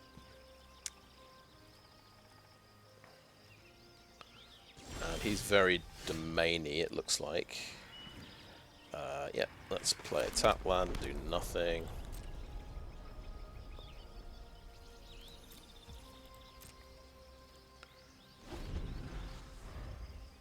So yeah, I got a lot of lands.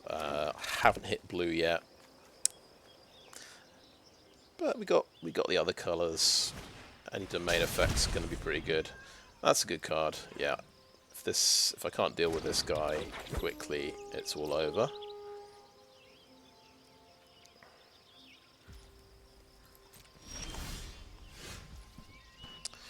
Okay, Cavalier is a card. Let's play that.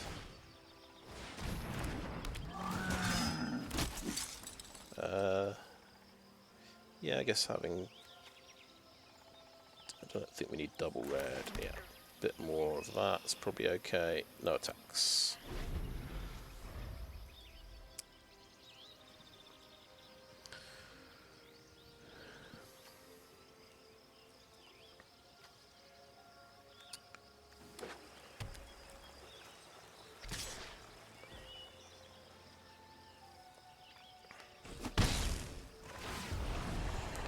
That's some serious domain as well he's got there.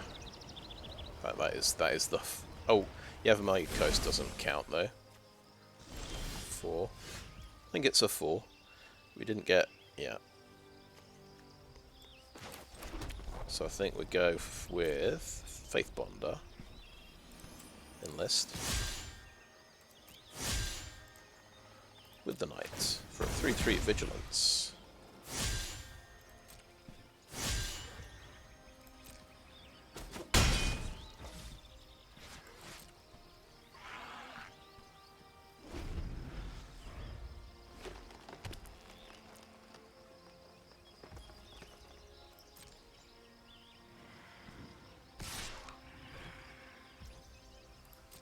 This is just painful. This is like going to the dentist, watching him just hit me unimpeded with this guy.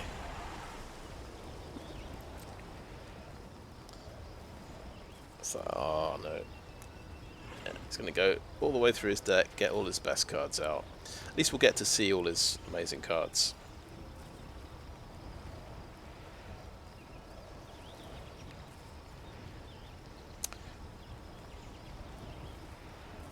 Okay. just carefully watching the time. Just I'm hyper aware now of my timer after that that previous game. Okay, my turn. An actual honest to goodness flyer. Okay. We'll do an attack first. A flyer that I can even cast. That is. One attack. Knight will enlist.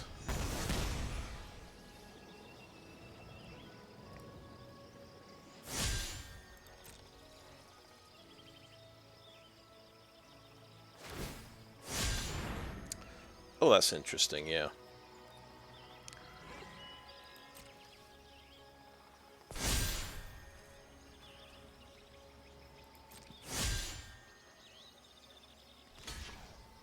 Okay, he's tapped out.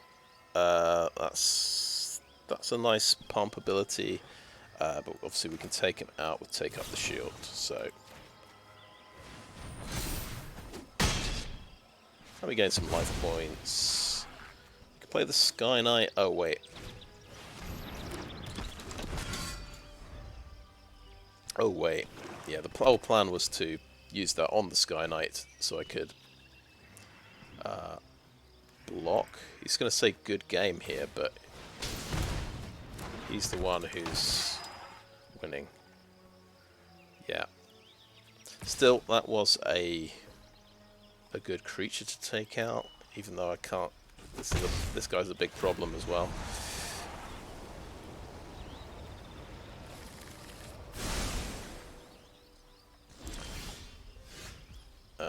Tidepool Turtle. Right, so that's got enlist. Yeah. Swing in with you. Swing in with you. Coalition Skyknight will just go up to 3-2. Last one will go to 4-4.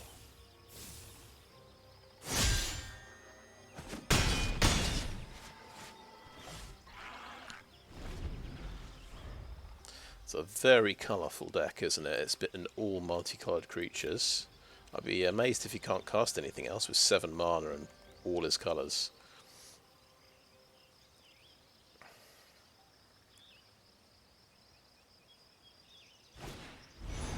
There we go. He's got the herd migration. We should have known. He would have, yeah. So we know what we're dealing with. It's herd migration. Yeah. And lots of cool legendaries. So you've got green, blue, double blue, white, white, blue. Hey, we can pop something. We're taking a tiny bit of damage. I think it's fair to say. Bone Splinters on Tura.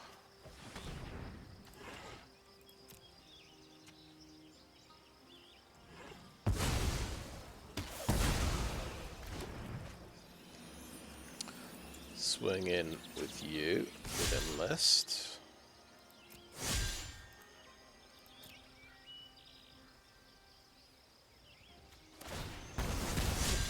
More damage. Yeah, let's watch the time again. 25 minutes. Mossbeard Ancient kind of heals himself all the way back up. Easy concession there. Never got any islands, unfortunately. But that's bound to happen. So, I'd be tempted to have a Pilfer in this kind of situation, where he's probably waiting a little bit longer to get his super good cards out. That might be a cheeky little card to have, even if I don't have very much black in the deck. It might be more effective than Tribute to Urborg, because he's got, yeah, these 2/4 flyer, 3/3 flyer. I still want to kill his stuff though. Let's have a little think what's going to be really just kind of ineffective.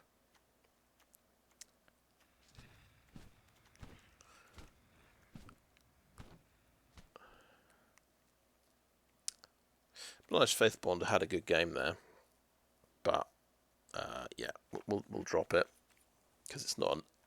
I don't think he's playing sort of early aggro kind of stuff.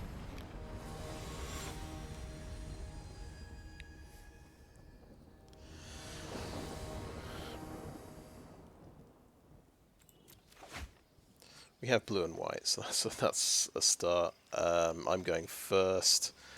I have to top deck land. Okay, let's try and top deck some land.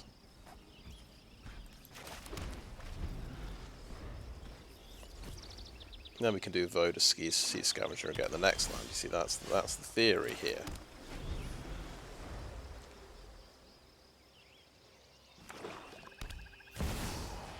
Rather like completed. Okay. Wow, that's amazing. We top deck land. How about 2 more lands? Island, swamp. Yeah, okay. That has, yeah, we have to get that one, even though, so we can just, you know, get a Phyrexian Warhorse. That makes a lot of sense.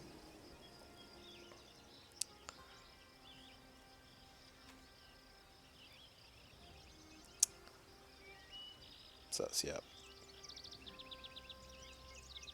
getting our mana, the right mana is taking precedence over our tempo.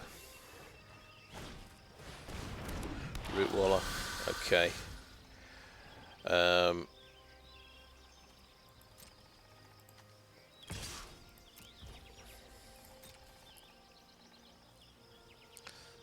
don't know if he can deal with like a 4/3 creature on the ground, so too easily. Gets a token on that. I have seen this transform and kill me.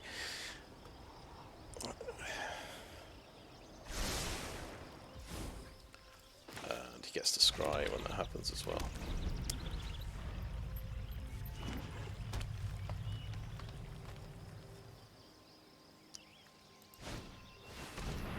What is it? Oh wow, such a library for up to 4 creature cards with different powers and reveal them. That is bizarre. I haven't seen that. I've never seen that card before.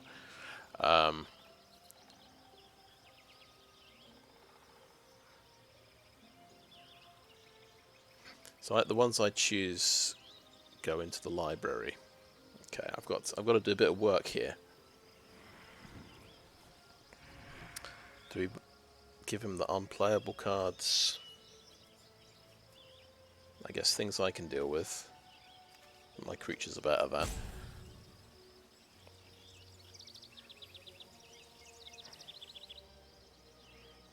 Okay, that's 5.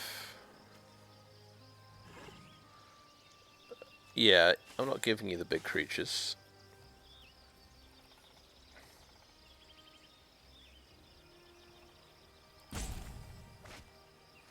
Have the cheap red creatures. That seems reasonable.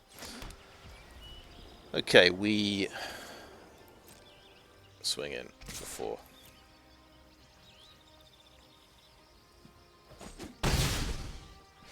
And get Defiler of Faith. See how long this Defiler lasts, I guess.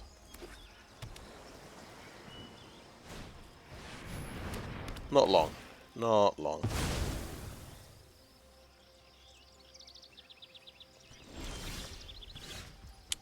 Archangel of Wrath, I think. Oh, wait, the Warhorse we can kick. That's pretty cool. Wait, no, it's even better if we do Griffin Protector first, isn't it?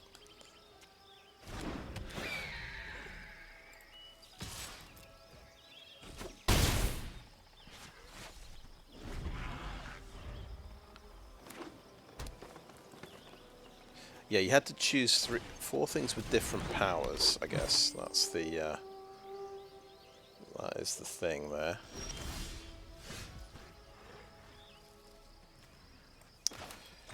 Right, red mana, so we can't do 4 damage to this guy.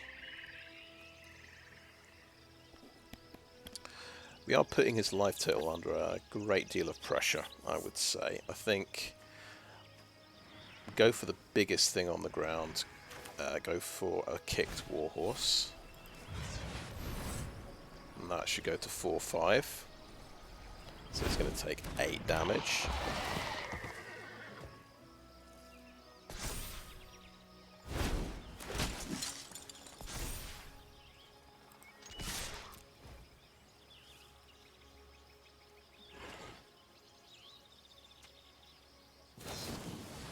Outrage Blessing, yeah, sure. Nice.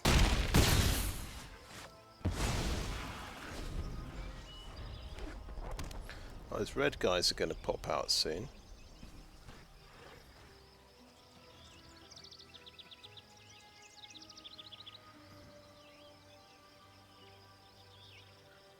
Got 1 card left that I don't know about. Tail Swipe, sure. That was his last card that I don't know about.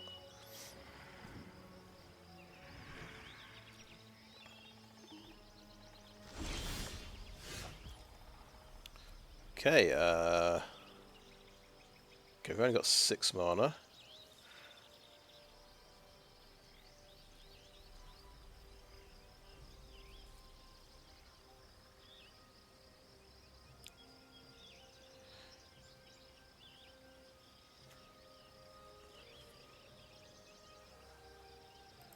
I'll attack with the Warhorse on its own.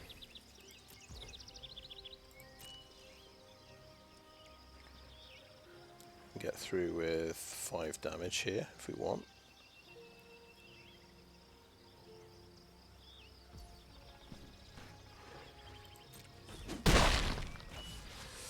I think it's the Skyknight.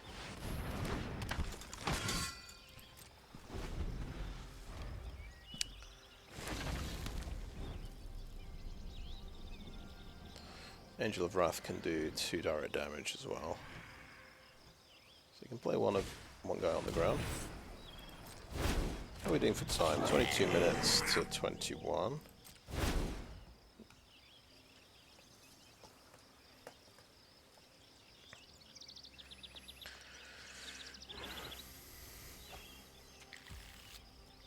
Okay.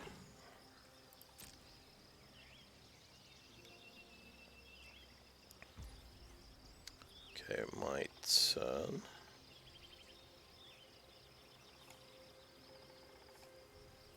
Yeah, my turn. There we go. Well, that's a good little one. Okay. Skyknight swings in. Okay, yeah, we'll hold. Yeah, we don't know what would. Yeah, we're not sure what to do here, but we do know that we can sacrifice more things and pump the Warhorse more if we do that. We'll swing with the Skyknight and have him enlist. Swing with the Warhorse. Probably realises something funny is up here.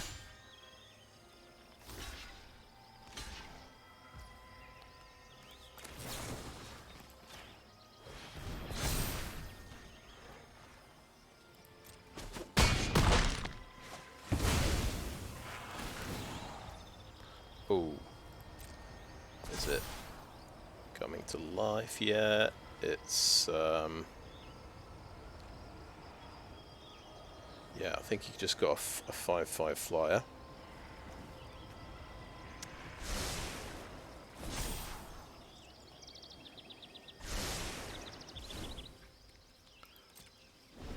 Let's watch my time. 20 minutes. He's got his another blocker. What did he get off the top?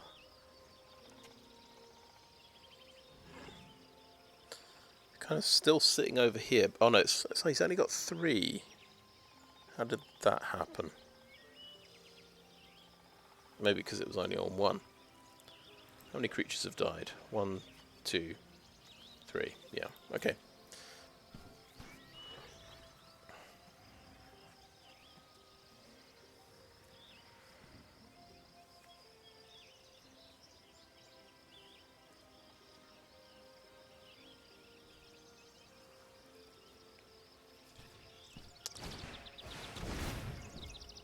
Okay, sacrifice another creature. Yeah, he's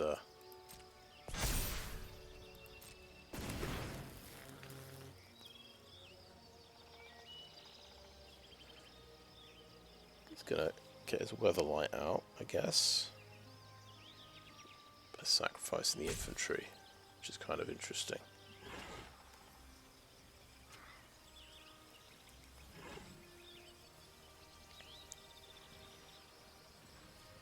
Gotta say, I'm not usually a fan of combat tricks. This seems like a pretty good one. Take up the shield. Right, no blocks.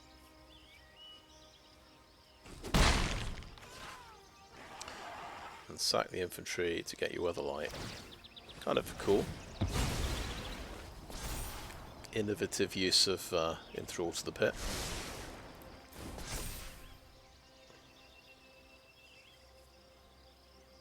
Can't sacrifice itself, unfortunately. Right, as long as this thing doesn't have a lifelink or something, it should be fine. Right.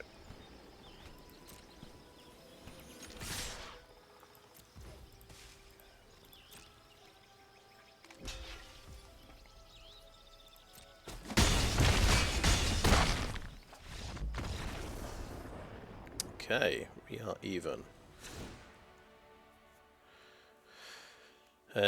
Right. Is there anything I want to change here? Yep, that seemed okay. That seemed okay. Let's go.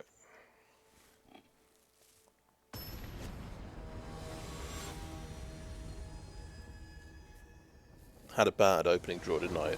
2 lands, but drew into them, so nothing. Can't really complain. This is, yeah. No planes, just phasing. Give it a solid mulligan. This is good. Okay, islands, planes, Salvaged Manaworker, Pilfer as well. They have Archangel of Wrath or Griffin Protector, so we have a difficult choice, I would say. Keep 6. Keep 6. Are we going to draw? Oh, the Mana Worker can give us white mana, so I think that is the better choice over Griffin Protector, perhaps.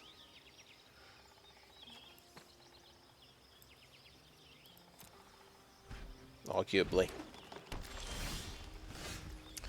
Okay. So planes.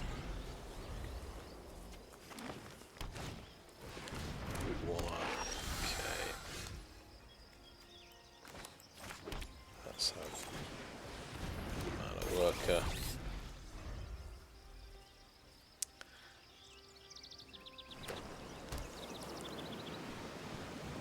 Oh yeah, he's got the Shivan Reef Painland. Very nice. Oh, we have double white. Okay, we're going to pilfer your hand. You've got 4 cards left. Let's see what they are.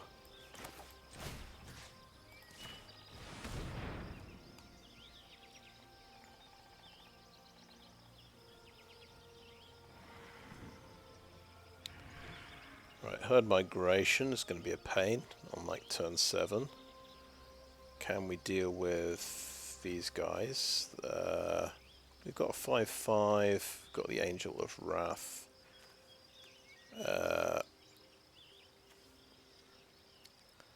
I'm going to be bold and say let's get rid of Herd Migration, because that's the whole point. Even though these are coming out much sooner.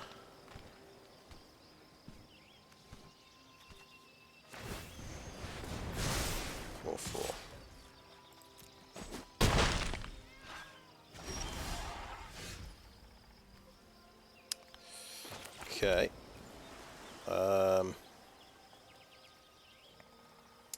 Angel of Wrath.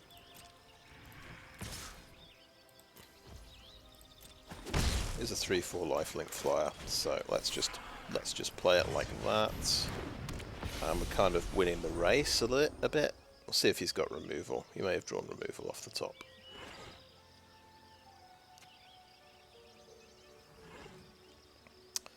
Now, I guess Impulse digs for a land really well. I don't want to waste the Scrutiny just yet. Obviously that pumps.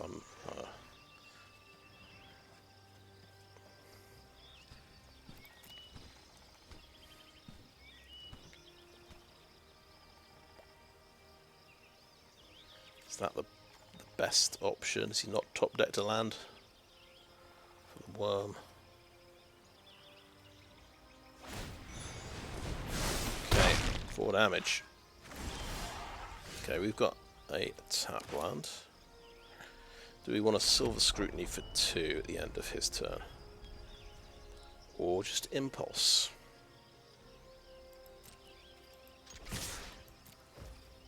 Because we could Silver Scrutiny for 3 at the end of the following turn. Yeah, I think that would make a lot of sense. Okay, he's got a tap land, so he's getting his worm next turn. Oh, he's got the Sojourner right away. Okay. We'll Impulse in response to that and see what I can do. Impulse and Impulse again. Tribute to Urborg, I think it's -3/-3.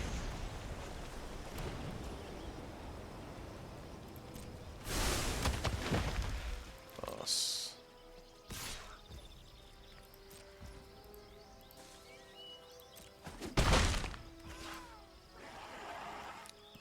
-4/-4, in fact.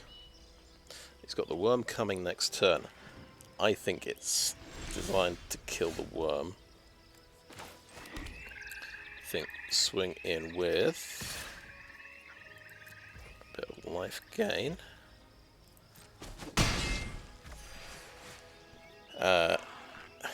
And end the turn there.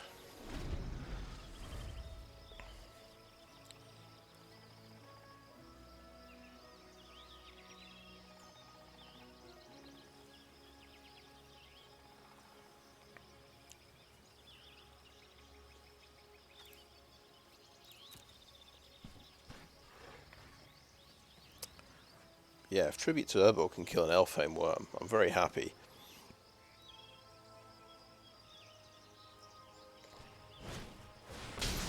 Okay, interesting. He didn't do that. Made a 3/3 flyer.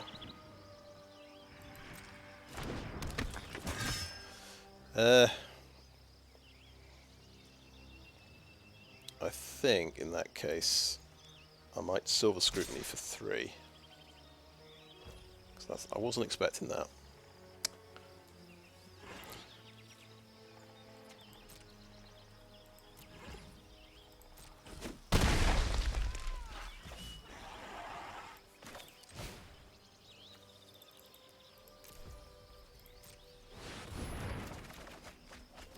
Lot of land got off the top.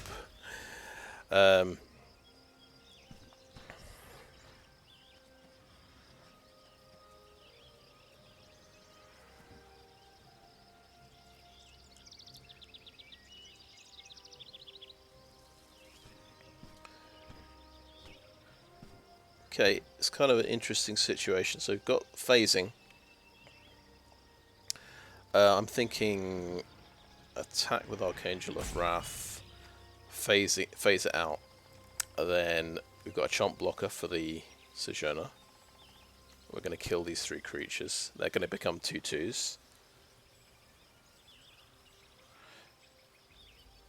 And he can't play his worm because it'll die. Okay, let's go into combat like this.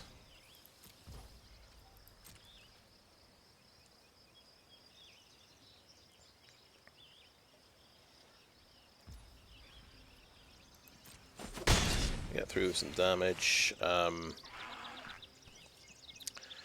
I play tap land, and I play Phasing of Zhalfir, Step 2, right?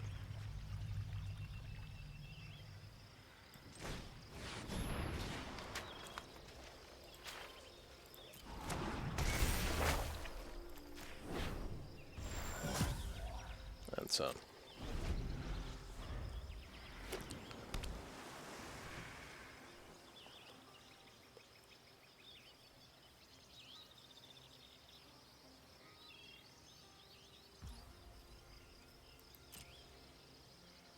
We actually got to play the Phasing of Zhalfir. Was this a good one? Did I do good here? The best thing he can do is actually pump his Root Waller here, isn't it? That's 1, 2, 3, 4. So I think the Root Waller does 6 damage, right? So I think we block the Root Waller and take 7. Let's see if he's got Trample.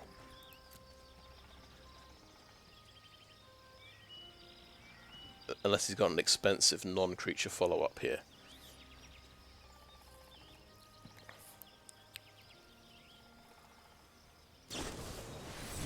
Oh, sugar. Oh, right, that gets him another creature. Ah, how much damage is that? And should I have done Tribute to Urborg in response? 3, 7, 10 damage, okay.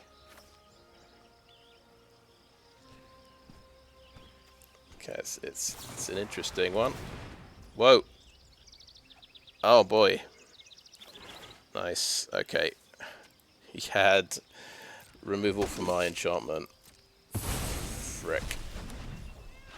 Yeah, we weren't expecting that at all. Okay.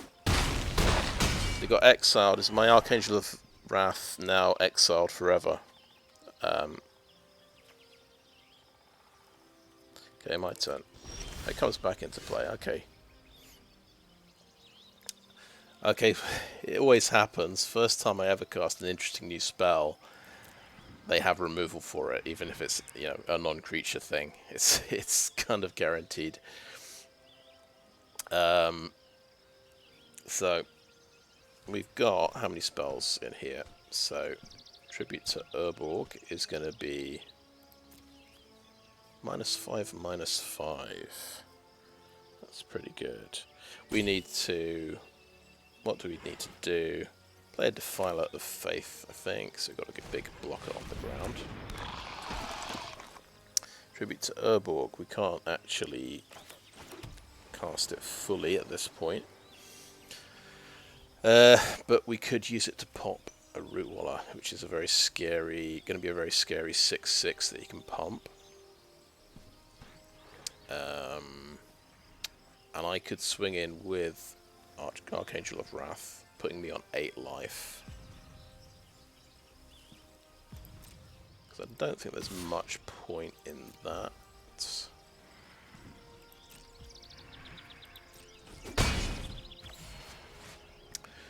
And of course I don't have an answer to the Elfheim Worm, but them's the breaks. I think, yeah, Tribute to Urborg on the Root Waller. Because that can just get through and do lots of damage. Elfheim Worm, okay, sure.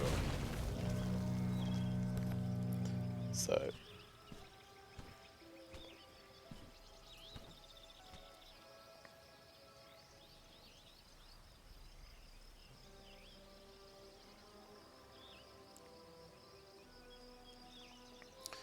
can get through with like 5 damage, can't he? Yeah, I have to block the Sojourner because otherwise I die. So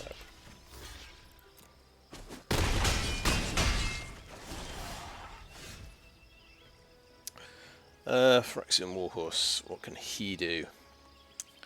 Well, guess what? Defiler of Faith trades off with the Elfheim Worm. He has to block it. This will put me on 6 life. He's getting through with 3 in the air. Okay, this might just work.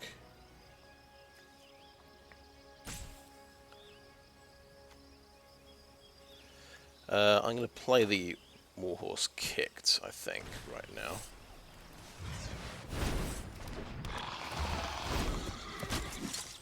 Geothermal Bog. I think, yeah, has to block Defiler of Faith.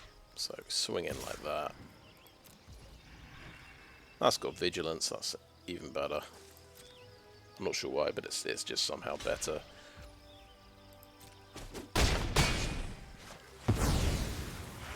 Six life, end the turn. What has he top decked?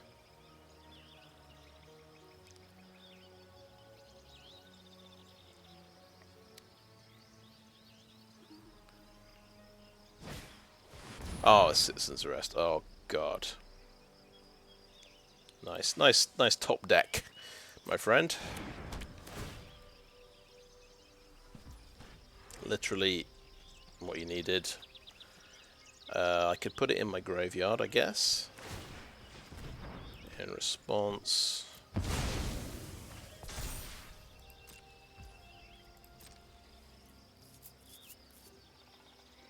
Now I'm the one who needs to top deck something to kill the flyer.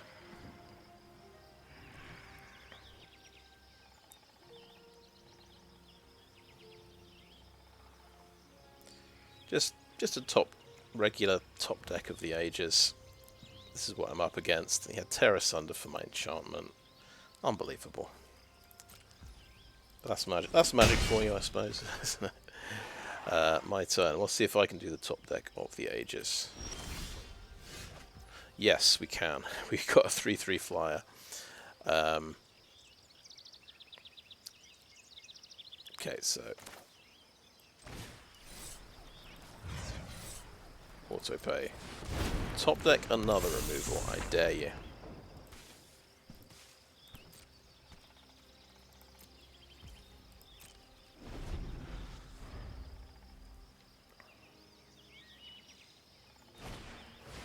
You top decked another flyer.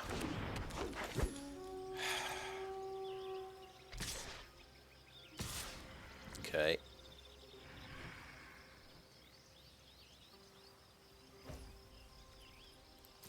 I got to trade off like that, and chump block like that.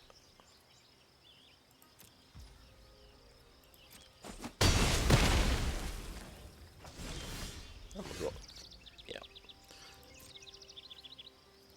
It's not quite over, but it's basically over. Just has to attack with everything.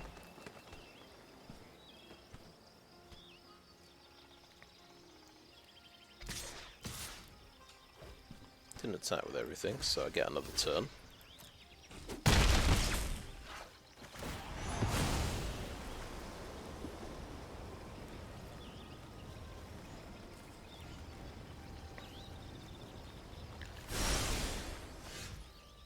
Coalition Skyknight. Okay, good game. Oh, it's a good game.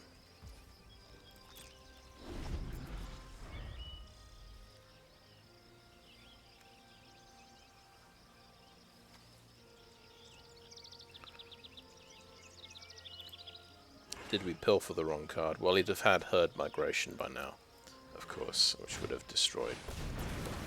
And he top decked Enthralled to the Pit, just for added fun. Yeah.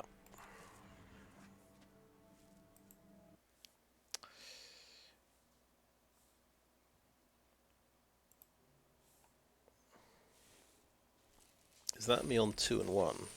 Yeah. Okay.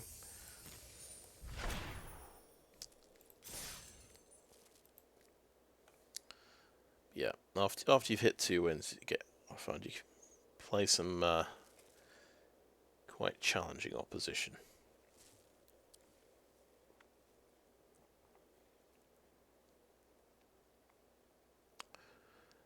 So I bet that's the only Phasing of Zhalfir we do. It's the one that gets destroyed by Terror Sunder.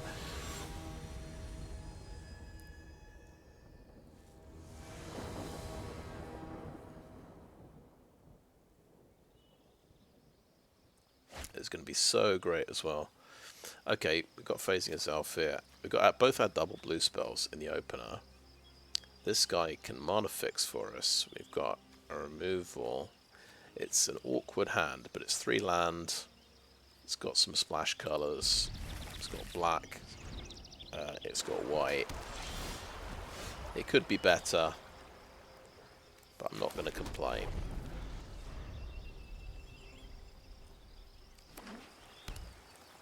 Domain deck.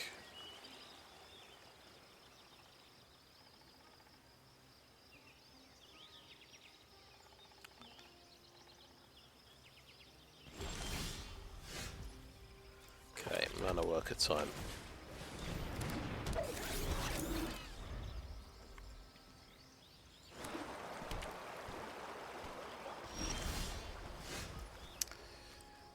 Oh, Archangel is pretty nice. Let's start smacking him.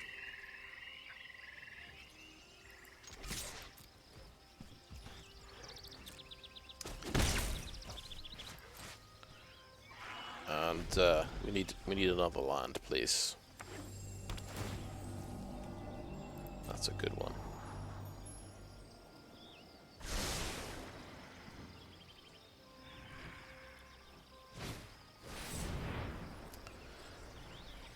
Right. Very nice.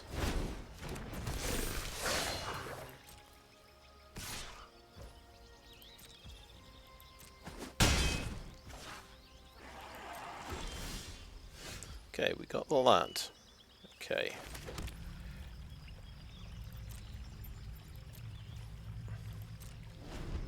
And it has blue, which is very exciting indeed.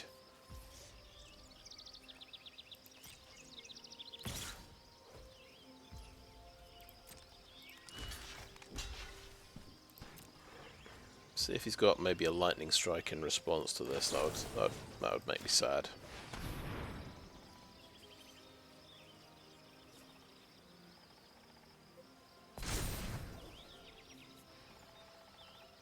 And we've constructed a blocker. Much rather do that than Bone Splinters. Okay. More pressure. This can swing in as a 5/2, I believe.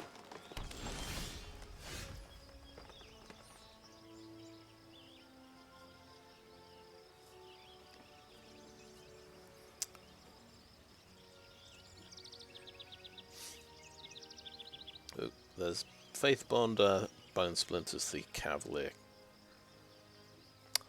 It's a possibility.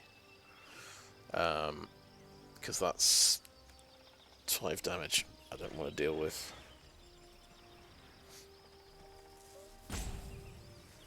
Phasing of Zhalfir, phase out the Manaworker, so turn these into just generic 2/2s, and then have a turn where I take 6 damage. Doesn't seem awesome to me.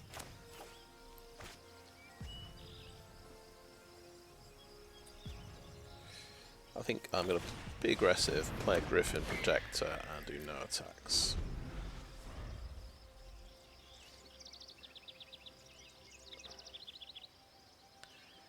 Guess another option is use the Manaworker whilst he's still alive.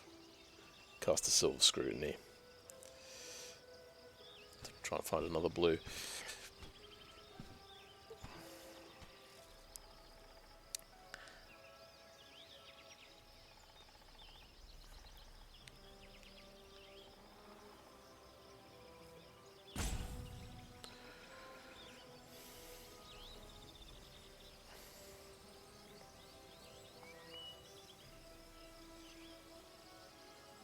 But I think chuck Griffin Protector in the way of Cavalier here. I think we're under pressure here, and we just gotta use what's available to us to try and survive.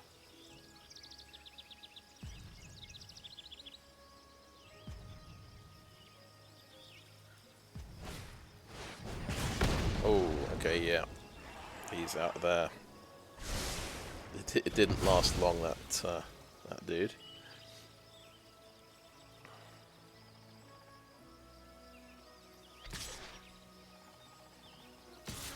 Okay, he's going with the Cavalier, okay.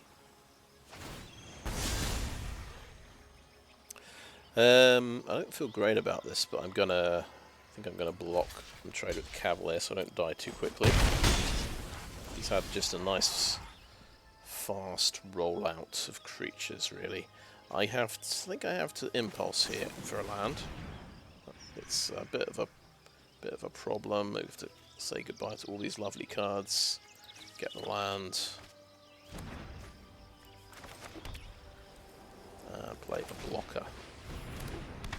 And yeah, you could Bone Splinters that guy. Arguably. Feels terrible, gotta say. Feels absolutely terrible to do that. But I'm going to take 3 more damage next turn.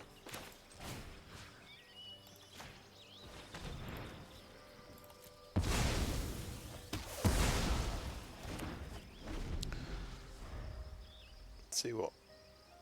The thing is, he can cast anything now, and he's going to play a much scarier creature. Yeah.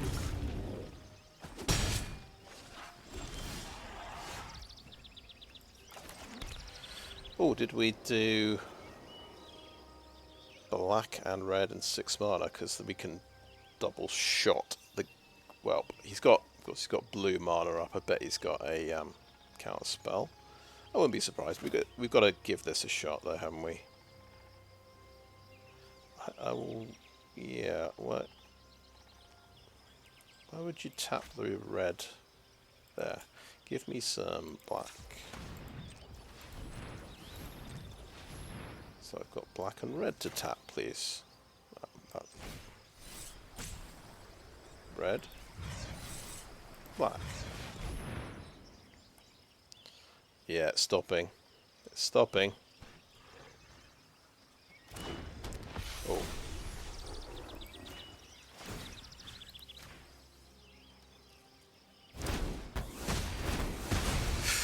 Okay, that was good. Leyline Binding, yeah, okay, that's why. And I need another blue mana. I still can't get the second blue, but that was the problem with the hand. I just didn't want to mulligan 3 lands. Okay, we're not quite as big as his guy.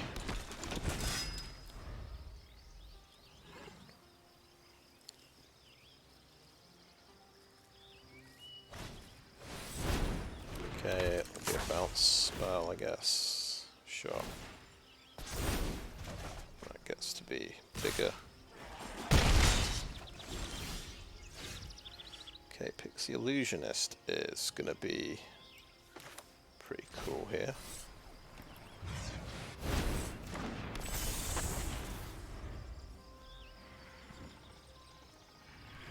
He's got instant creatures. Flash creatures, and he wins, but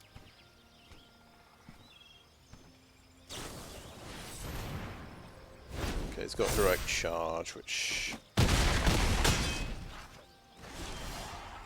just does all of that. We're trying to remember that. He's got Heroic Charge. I think we can trade off with the Amplifier here. How many removal did he hit? Just a couple of removals, okay. But yeah, we've had 2 dead cards the entire game. I guess it's it was a 5 mana hand, wasn't it? And he's got his take up the shield. Lovely.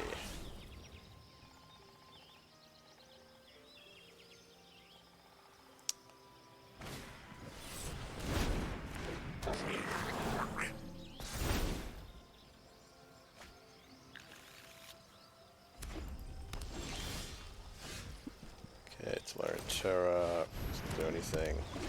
Just giving him information here. Let's get this conceded right away and get into the next one. Okay.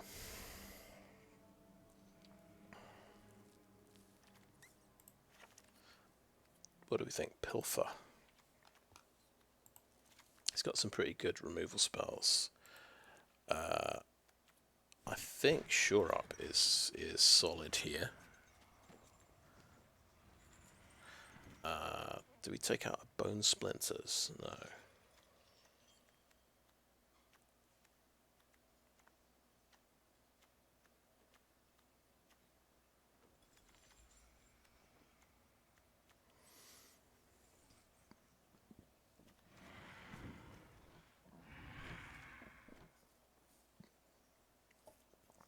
Okay, I don't know what we take out, I've got to admit.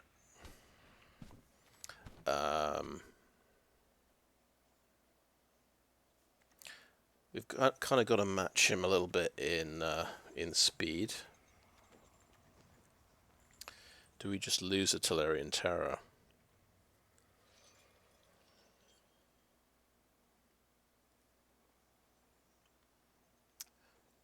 Or the phasing of, maybe the Phasing of Zhalfir isn't good because he seems to have a lot of small creatures and some tokens. So I think I'll drop phasing for this. It's one less double blue spell to annoy me as well. Yeah, the reason we kept that hand was because we had the Manaworker. And yeah, the correct thing was to use a double blue spell whilst I could. And draw a couple of cards, I think. So play first.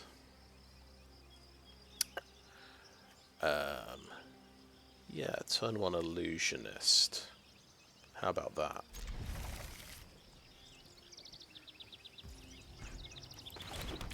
Start the beatdown early.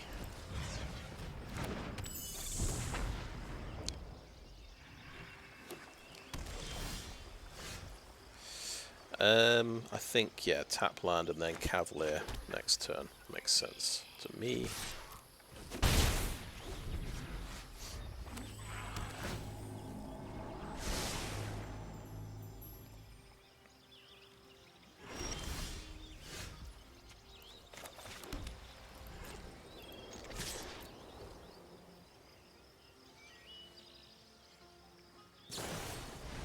Artillery blasted, alright.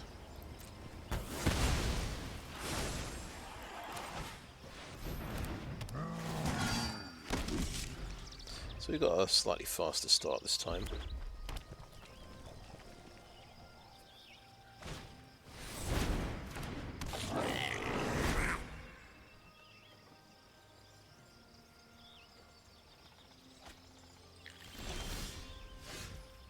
Okay, we have top deck to land.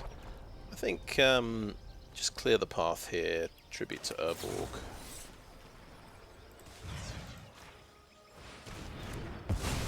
Not a bad card that with goblins, so late game you can sack lands for cards.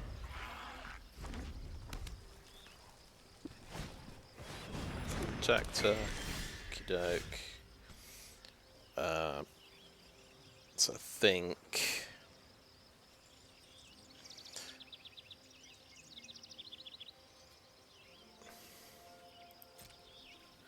attack with this, we'll enlist. So we could do Bone Splinters here, but I'd rather not. I'd rather develop my board and play my own Protector. Though we have missed a land drop.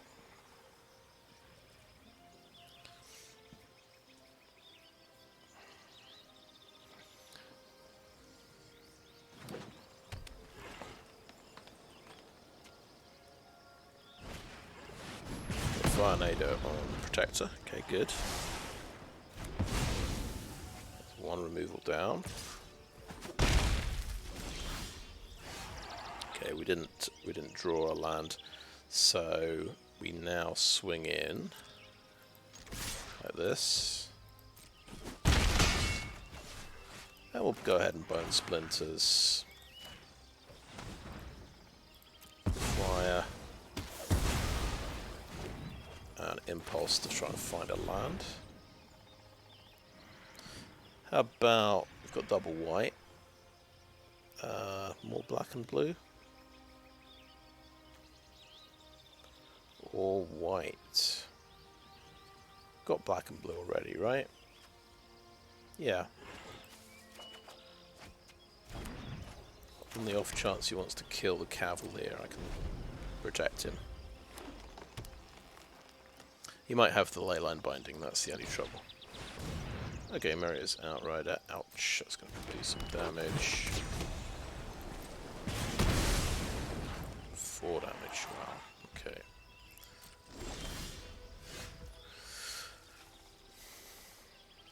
Right, kicked Phyrexian Warhorse could be good. It would double block the Outrider, potentially. I'm less upset if it dies. Yeah, let's...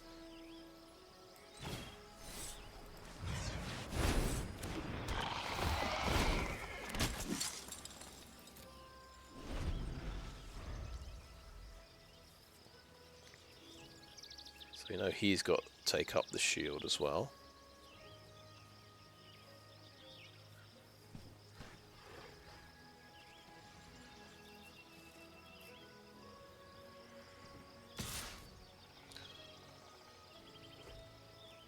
Yeah, so based on that, of course, I don't want to do these two blocking, we'll just do Warhorse and Soldier block.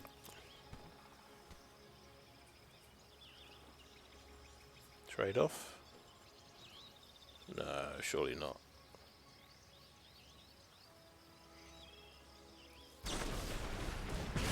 Oh, bite down on him. And then the... Okay, no, it's a trade-off. Hey.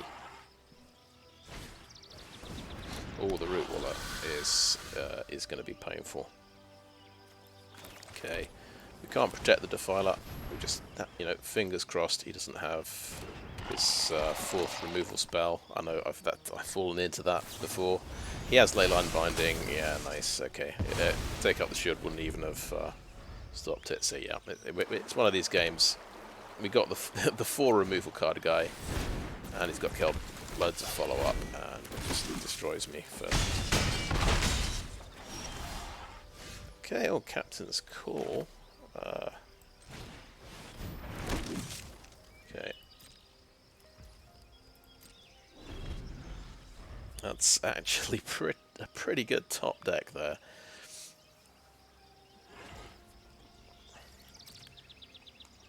He has Heroic Charge, doesn't he?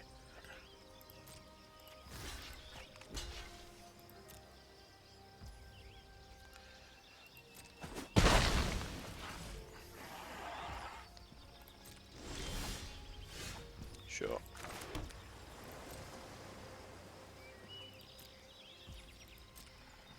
The old draw 4 removal cards and draw more creatures than we could draw, I think. Well, let's count them up. 1, 2, 3, 4, 5, 6. 1, 2, 3, 4, 5. Yeah. Just I've got the I'm stuck with the combat trick, and I can't really use it very effectively here.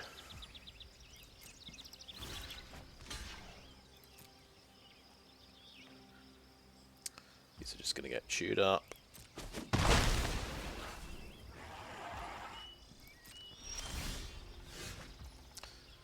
Ah, wonderful. We got the Pilfer at the perfect time.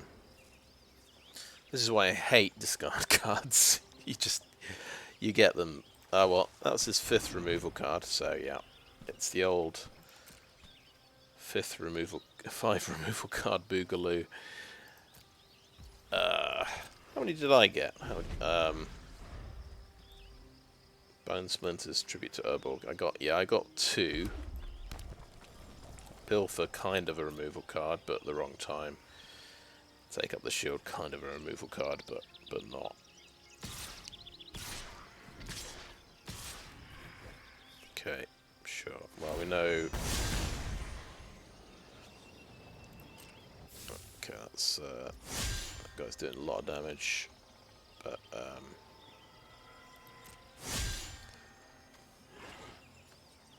so that's what, 6 damage going through there.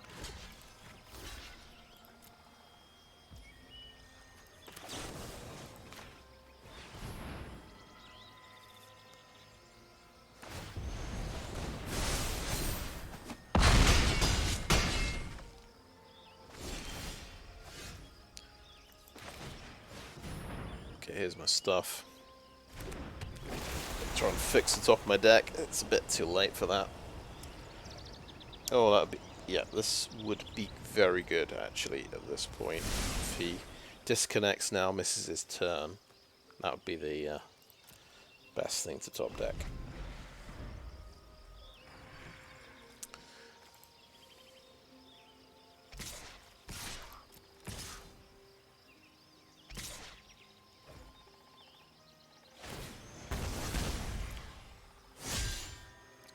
Alright, actually, you know what? We're only taking 2 extra damage here.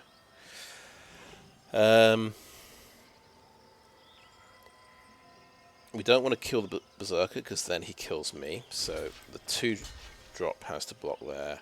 You've got to block there. Let's see if I still die. Trouble is, I think he can... Yeah. The only problem is he can pump this guy twice. So I can't kill him now. I can just pump him to 6/6 again.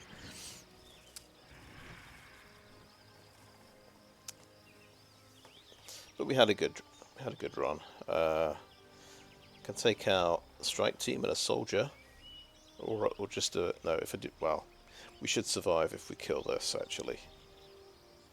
But we're just going to be a chump blocker for the Root Waller. Actually, a good question is, let's do Archangel of Wrath, Kicker.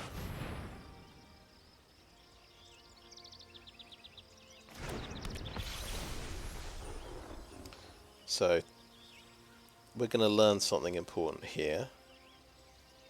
Can we kill a Root Waller? No, okay.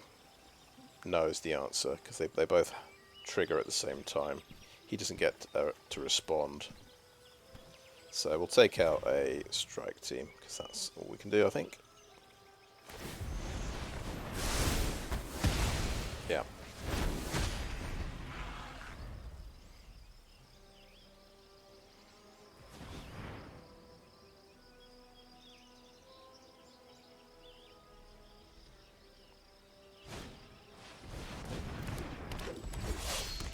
Huh? And yeah, you can send that guy in to do a lot of damage. 7 damage direct to the dome. So I think that wins. 7 damage to the dome. Yeah, nice.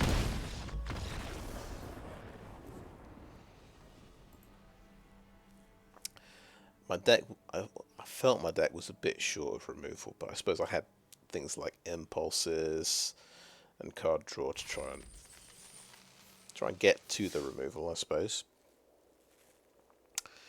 Yeah, we have added this to the decks, I'm pretty sure. Let's add it again, just in case. Let's have a look at the deck.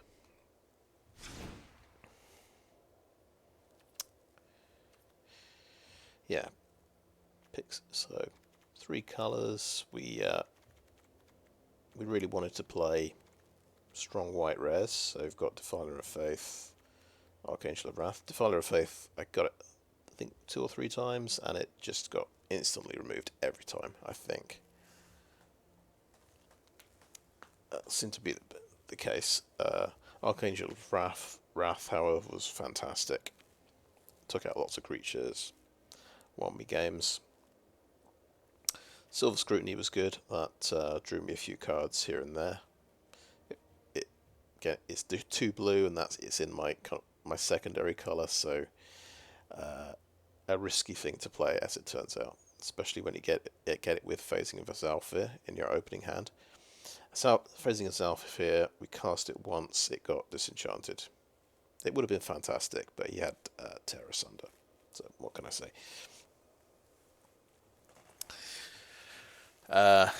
We built around Phasing of Zhalfir by having lots of 1/1 tokens that would get actually upgraded to 2/2 tokens when this went off, which in theory it would have been fantastic. So that's why I've got Captain's Call and things like that. But we didn't have heroic charge or something like that to kind of fill out our go wide strategy. I did have Bone Splinters, seemed to make sense. I needed a bit more removal. Yeah, so mainly white. I chucked in a Faithbonder just for an extra early creature. It's a little light on early creatures.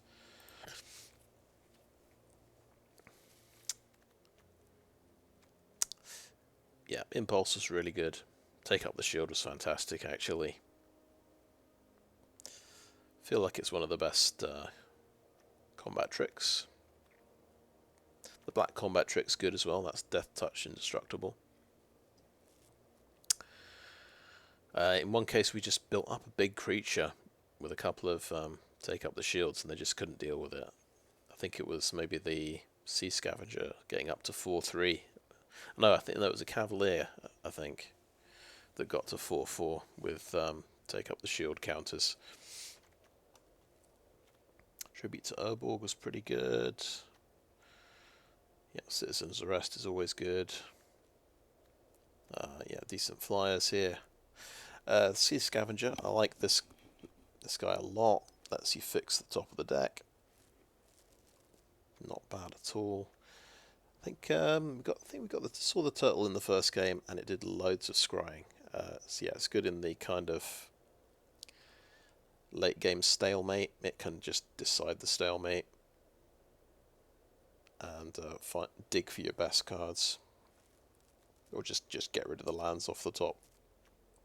Warhorse is pretty solid. I don't think we use the sacrifice effect very much, but yeah, that's another reason to go for token creatures. Potentially you can pump it up a lot. Tolarian Terror, didn't see it too much. I think we've got it out a couple of times. I remember, yeah, that's right, I do remember swinging in with it because I was planning to use Take Up the Shield to get a 6/6 lifelinker. Yeah. And we got the lands we got, all the tap lands we had were black. So whatever we were doing, it's going to be easy to splash black, basically. Splash a few colours. So I think the only domains thing was, let's see, Voda Sea Scavenger, I guess. So it's not really a lot of domain, but there were a lot of kickers. Pixie Illusionist had green kicker. That's why we had green. Archangel of Wrath needs red kicker.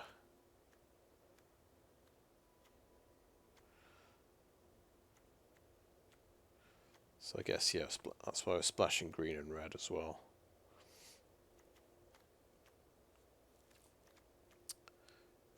And that's why we're running the Manaworker to try and help fix. But yeah, I thought this. I wasn't. This deck seems a bit awkward and bad, to be honest with you.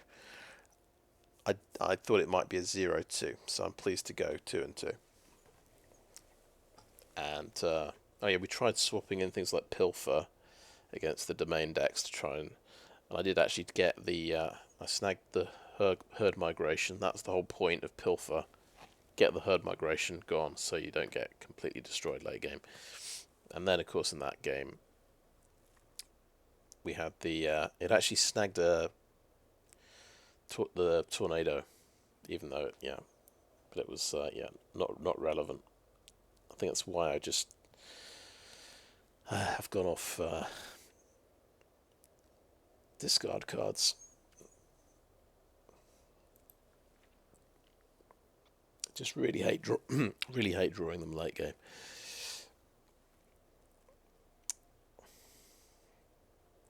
Yeah, we couldn't play the Raven Man. I decided he's cheap. We're not casting him consistently in this deck. At the end of the day, he's a 2/1 creature. Big mana investment to make the birds. What else? Yeah. So black wasn't that amazing. I kind of like Phyrexian Rages. Kind of help your deck tick along. Just drawing cards. It's kind of almost the black version of Impulse. It just helps you get to that next land. And the Monstrous War Leeches. So I was planning to use these, but I chickened out in the end. And I guess I've tried the self-mill deck. I've tried going up to 50 cards, and it's kind of fun, but it's inherently risky. I'm kind of stacking a lot on dumping a Tolarian Terror in the graveyard so I can get a 7/7. But I think the chances of that happening are quite small. It's more likely to be about a 4/4 for 4. So, and you've got the risk of milling yourself to death in one of these long games. So, I think I prefer the strategy I went for, just going for more of the token cards than these big creatures. So, yeah. So that was just all right.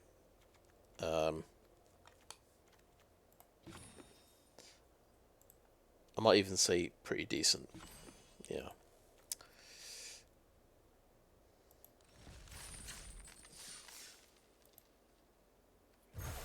So yeah, 1200 gems, 3 packs. That takes us up to 4,900. It costs 3,400 to get the Mastery Pass. That's what I'm kind of debating at the moment. Do I just keep going and don't care about the Mastery Pass? I think I'll just keep going, because I don't know how long we have until the Mastery runs out. I think I will look into that. Usually it tells you when it runs out, but I guess there's maybe there's a couple more months to run. Maybe it's September, October, November. In which case I can always do drafts, build up more gems, hopefully earn enough gems to get the Mastery Pass. I could always, fork out some money for some gems as well. So,